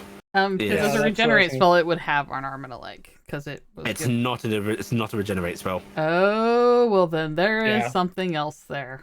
I don't think it has an arm or a leg. But Check hang on, the- 1 second, because this is a very odd thing now. It might have a regular arm and leg then. You could probably just flavor it that way. Mm-hmm. What it comes out with is it does not have an arm and a leg. What it does have does seem to be a blossoming barb from each stump. Well, the that's fact cool. it didn't fall over is a good sign. It's maintained its balance quite remarkably. Yeah. Jax will look into sit down, and he will actually fasten the prosthetic leg to it so it can at least stand. Mhm. And he At will least you then can give your tell him prosthetics to it, yeah. I only had the one prosthetic. Yeah, the rest was armor. Yeah, he didn't have a prosthetic right arm, and he only started wearing the Leg, prosthetic because of what went wrong. Well, he'd had it before, but he refused Yeah. to wear it normally because the armor did it. But when we had the fight with the dragon, he decided to start wearing it so he wasn't stuck on the ground if it got disabled. Mhm. Right, you are able to fasten the leg to it. Mhm. It doesn't seem perturbed by its lack of armor or anything. You'll be able to make your set of armor tomorrow, so you will be able to perform your functions as proper. It just nods. By your Mhm. command. No, come. And he will start walking and, yeah, just doing things so that it can be able to mimic when it's able to. Okay. Right now, it can't really because it doesn't have the other arm. Yeah. Right. Let's see. Going back a bit. Gifton. Yep. James is carrying you home. And you've left Carrick and Corvus behind. Mhm. And about halfway home, you just hear him go. Not what I expected. What were you expecting? Don't know. I was expecting it to be like it was then.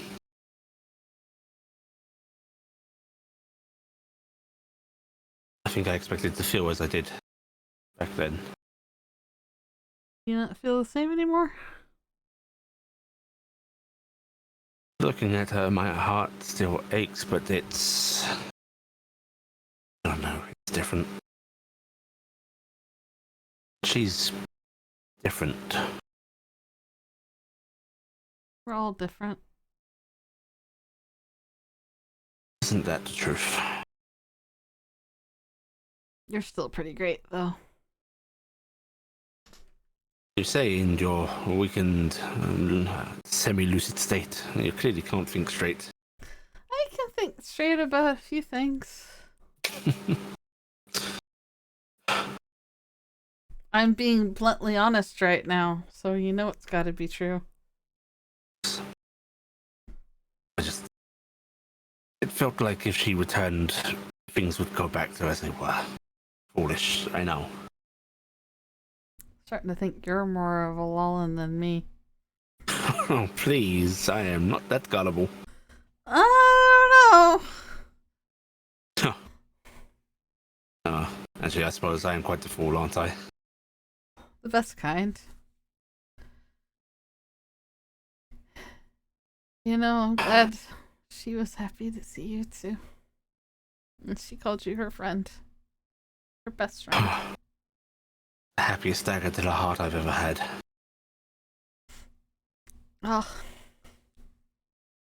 Yeah, that's all I ever wanted was to see you two back together. Oh, we should get Dadriel. He's gonna be cross. I didn't call him right away. How about I deal with that drill for you? Oh. Would you? Yes, I would. And you know... if he does not answer my prayers, I'm going to be very cross. He better. You would tell me immediately if he doesn't, right? Because I'm kind of worried about him. Because I would yell at him. And I've got a badge. I still think this badge would look better on you. Oh, no, that is a big faux pas. Oh? That needs to stay within Lalasil's chosen. And who am I to say that you are not one of Lalasil's chosen? The one chosen by Lalasil, I quite expect. Yes, and so then I would know that you would be Lalasil's chosen, because clearly that would be right. See, that little Lullin brain of yours is all messed up by this. No, it's truthful. I got a lot of answers from my weird talkie-walkie with the dreamer. Good ones, I hope. Yeah, he told me a lot of things happen. He's from way, way after everything's over. And he told me we do things like we stabilize the heavens. And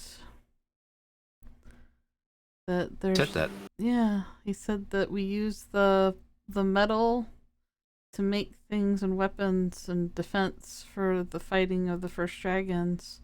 And then we use them to fight and defend, and then we stabilize the heavens, and we help the gods not And need... he said we succeeded. I think he was being really weird in how he talked. It was like he was trying to, like, not give me answers, but give me answers. I don't know. I mean, my head hurt. He had a very different way about him than the other times I talked to him. Also, he was really cheeky and told me to turn around. Don't tell me it's developed a sense of humor. I think it has one after all that time. And it has this like weird keepsake necklace with little things on it that reminded me of different people we know. I think it really wanted to remember all of us. I guess I was a little sad at that. He frowns a little bit and goes, I don't know, is it sad or disconcerting? Maybe a little of both. They had Corvus's cane in their lap.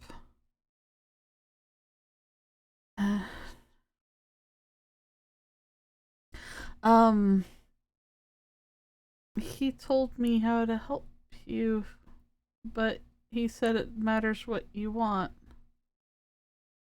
What I want? I want us to succeed is what I want. No, not that.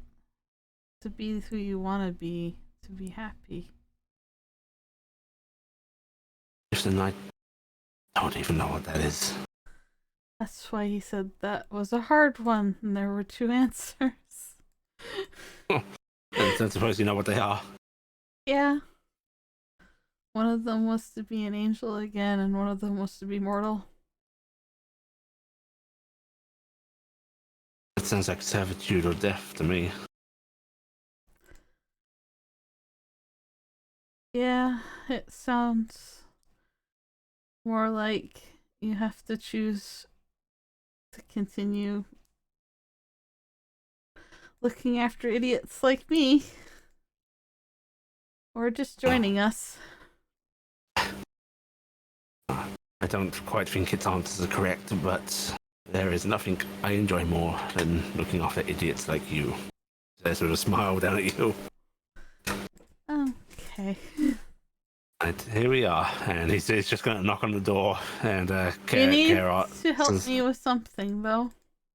Okay? here's your wife. What is it? And Kara's going, no, what's wrong? What's happened? Hi, honey. Oh no! And Kara's gonna hold you, very, very sort of gently to his chest. I brought Tanya back to life. She's had a little drink, a bit tipsy. I feel And like Kara's all very the blood is gone from my body. Yes, a little woozy. Just needs a few days rest. Brother, Mm-hmm. will you help me find writers? Riders? Yeah. And artists and dancers and Right. Right. actors. Maybe if we win. Good ones? Yes. Okay. If we win, you promise? Don't ask a promise of a Mirror's Angel. I can if I want to. And then I promise. And I accept it. Alright, brother, go rest it. Carrick's. And yes, I'm going to go before your little terrorists come after me. And he just gives a nod to Kara and turns Oh, on watch the heel. out! Rinson's loose in town! No, I brought Winston home already. Oh, okay, we're safe then. And he is going to take you to bed, bypassing the children. Alright. Okay. Do.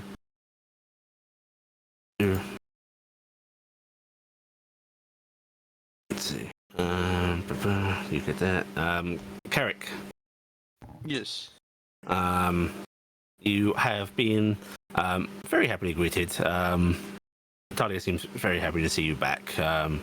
Sort of pulls you in for a bit of attention for putting you to work in the tavern, as is usual. But she's sticking close to you as you do, just sort of enjoying spending some time beside you. Not really letting you rest. Just stay with me. I never. You never? I swear I never get rest. Nope. You love to serve. Mm-hmm. You eventually you see James coming in, and he gives you a sort of tired little wave. And goes, a room, my good lad. Yes. My good Captain Swain. Let's get you on upstairs and get you some. Marvelous. I'm gonna give Talia a kiss, and I'll be right back down after getting him settled in. He's gonna need his rest after our day. He looks tired. Yeah, he went more through than I did, so. Should I fix him up something? Bring it up. Yes, let's do that. I'll get him. She nods and kisses your cheek, and you are able to start leading James upstairs. As you sort of get up onto the landing, he sort of comes up beside you and glances alongside you and just goes, "We don't really talk much, do we?" No, usually when we get around each other, too busy taking care of work, so to speak. Ah, Are you gonna be okay? oh, that's a question for the ages. I'm Uh, sure I will cope. well, you always have us. I know Gifted says it, but I would like to echo the thoughts. You don't think it's just her saying her being herself. But like you all do so much for me, and yeah, I have done very little now. I mean, you've done quite a bit. Just in different ways than what we have. Honestly, that's the plans have long since fallen through and become irrelevant. But the best plans, no matter what, often aren't seen through as they were planned. Your plans have led to other plans and other. Yes, the primary tenant of Mirrors. When all else fails, wing it, he says, sort of stretching his arm up into the air. Well, it seems to work for our little group. Never been fond of that idea, but it is what we seem to do. I mean, I would be more than happy to not wing it, but what we are doing seems to not always go as we planned. But we have met many people on our trips, and just more reasons to continue the fight. What are you going to do once the fighting's done? You see, I have 9 eggs sitting at home ready to hatch. I plan on... More duty and responsibility. Yes, but as we've been going, I've been writing a little bit about our little travels. Good now. Keeping out the parts that others can't know about. But hopefully, When said and done, you're going to put them in, yes?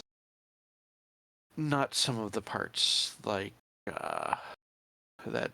Some of the stuff that can't be known by the public at large, but I have plans to keep a book hidden for just my family, just in case it is needed. No, Gifton's looking for writers. I've never pictured myself as much of a writer. I never pictured you as much of a writer either, but you are putting pen to paper. I think that's all that is really required. Yes. But hopefully when this is all done, I will have us a little memoir of what we have gone through. So. Might I make a request? Of course. That's my part in all of this. What about it? I'm sure it's all in there. Every Absolutely. gritty bit. Like I said, there may be a couple of the parts that cannot be put in there, mainly because there is some stuff that out of character. Because I would have remembered this, thanks to Keymind. Did we mention? Yeah, we did mention the alternative timeline to him.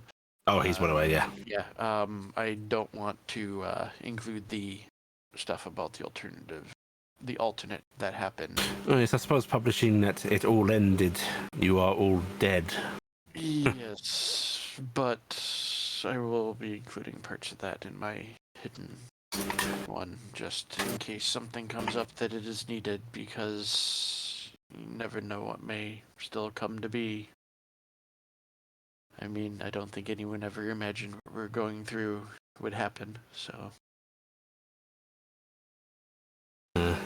As you lead him to the special room, he's going to pause and look up and down and, no. When you're my age, you feel like you should be dispensing some wisdom, some guidance at every possible moment, but as far as I can tell, you've all got it figured out far better than I have, so... Well, in that case, let me give you a little piece of wisdom. It may not be that helpful. Trust in your friends, trust in yourself, anything might happen. You never know, and you kind of just have to go with it. I mean, you asked me 5 years ago what I'd be doing now. Part would include being a tavern like this, but not running it and not doing all the other things, let alone having a wonderful wife like Talia beside me. I will certainly trust in my friends. One of the few things I think I can trust these days. Well, what do you plan on doing when this is all done? Ask me again once it's over, perhaps. I will remember that. I'll give you time to think about it, because things change. And he just smiles softly and heads into the room. I will point out that this is the one unusual, well, actually, just there's two, because there's two of these rooms up here that actually have a dragon head, you know, the metal, like, outline hang on them. Uh-huh. These are the two special rooms that are reserved for only special people that are allowed to go in there that I allow. Because gotta keep a couple open rooms for the special visitors. Mm-hmm. Okay. Following up, not a few minutes later, Talia comes up with a sort of plate of food and sort of looks at you and goes, "Are you okay?"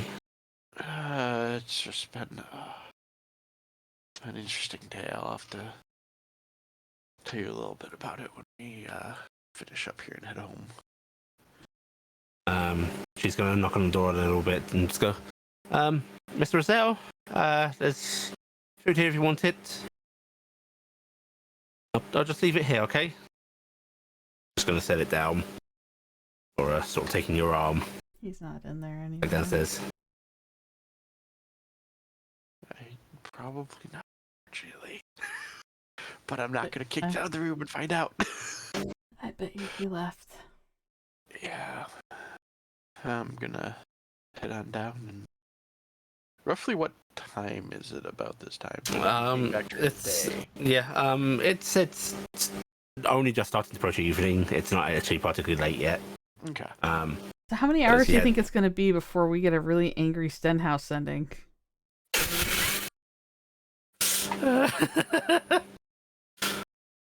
About which thing? 'Cause About the fact that James just teleported up to Wyndon to probably drop that bombshell.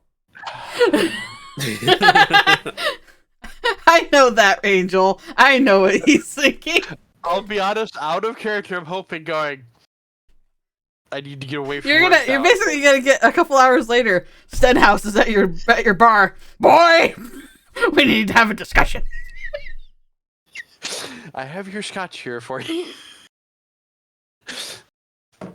I'm gonna finish up our time working at the tavern before picking up the actually it'd be in my bag of one of the bags of holding anyway, so picking up the items, and I'm going to, because I don't have to worry about some people, I'm gonna scoop up Talia. I'm gonna carry her home. Actually, I'm probably gonna fly home because it's far longer of a walk. Okay, you are able to head home with your wife. And as people's evenings go on, you're able to spend it in fairly relaxed manners, however you wish. Apart from those that have been doing some intense crash course on the airship. And that is actually where we're going to end this week's session. Okay. Alright, everyone take the traditional 3000 XP. And we will do this same time next week. Oh, and everybody gets one piety to bank and one special piety that I'll reveal to you during the week. Oh. Cool. So make sure you list piety specifically separate from the rest. Okay. We'll do this same time next week. Wait, it was one piety to bank, right? And then an additional piety that's separate? One Uh-huh. special piety. Do I put that special piety? Do I put it It's to got my... in a specific spot, but it's separate from anything else you've already got. Oh, that's not fair, because I already have like 3 piety sources I'm keeping track of now. Well, you better write special piety place. I did. I have question mark piety. I have piety bank, and now I have special piety. You have done this to me. So you have 4 now with this new one, right? Or am I? Yeah, her primary one, her bank stuff, her question mark, and now this one. Yeah, because I have technically this. 4 piety fields. I have 4 piety fields right now. Okay, I was just making sure because Special my brain pie. for some reason was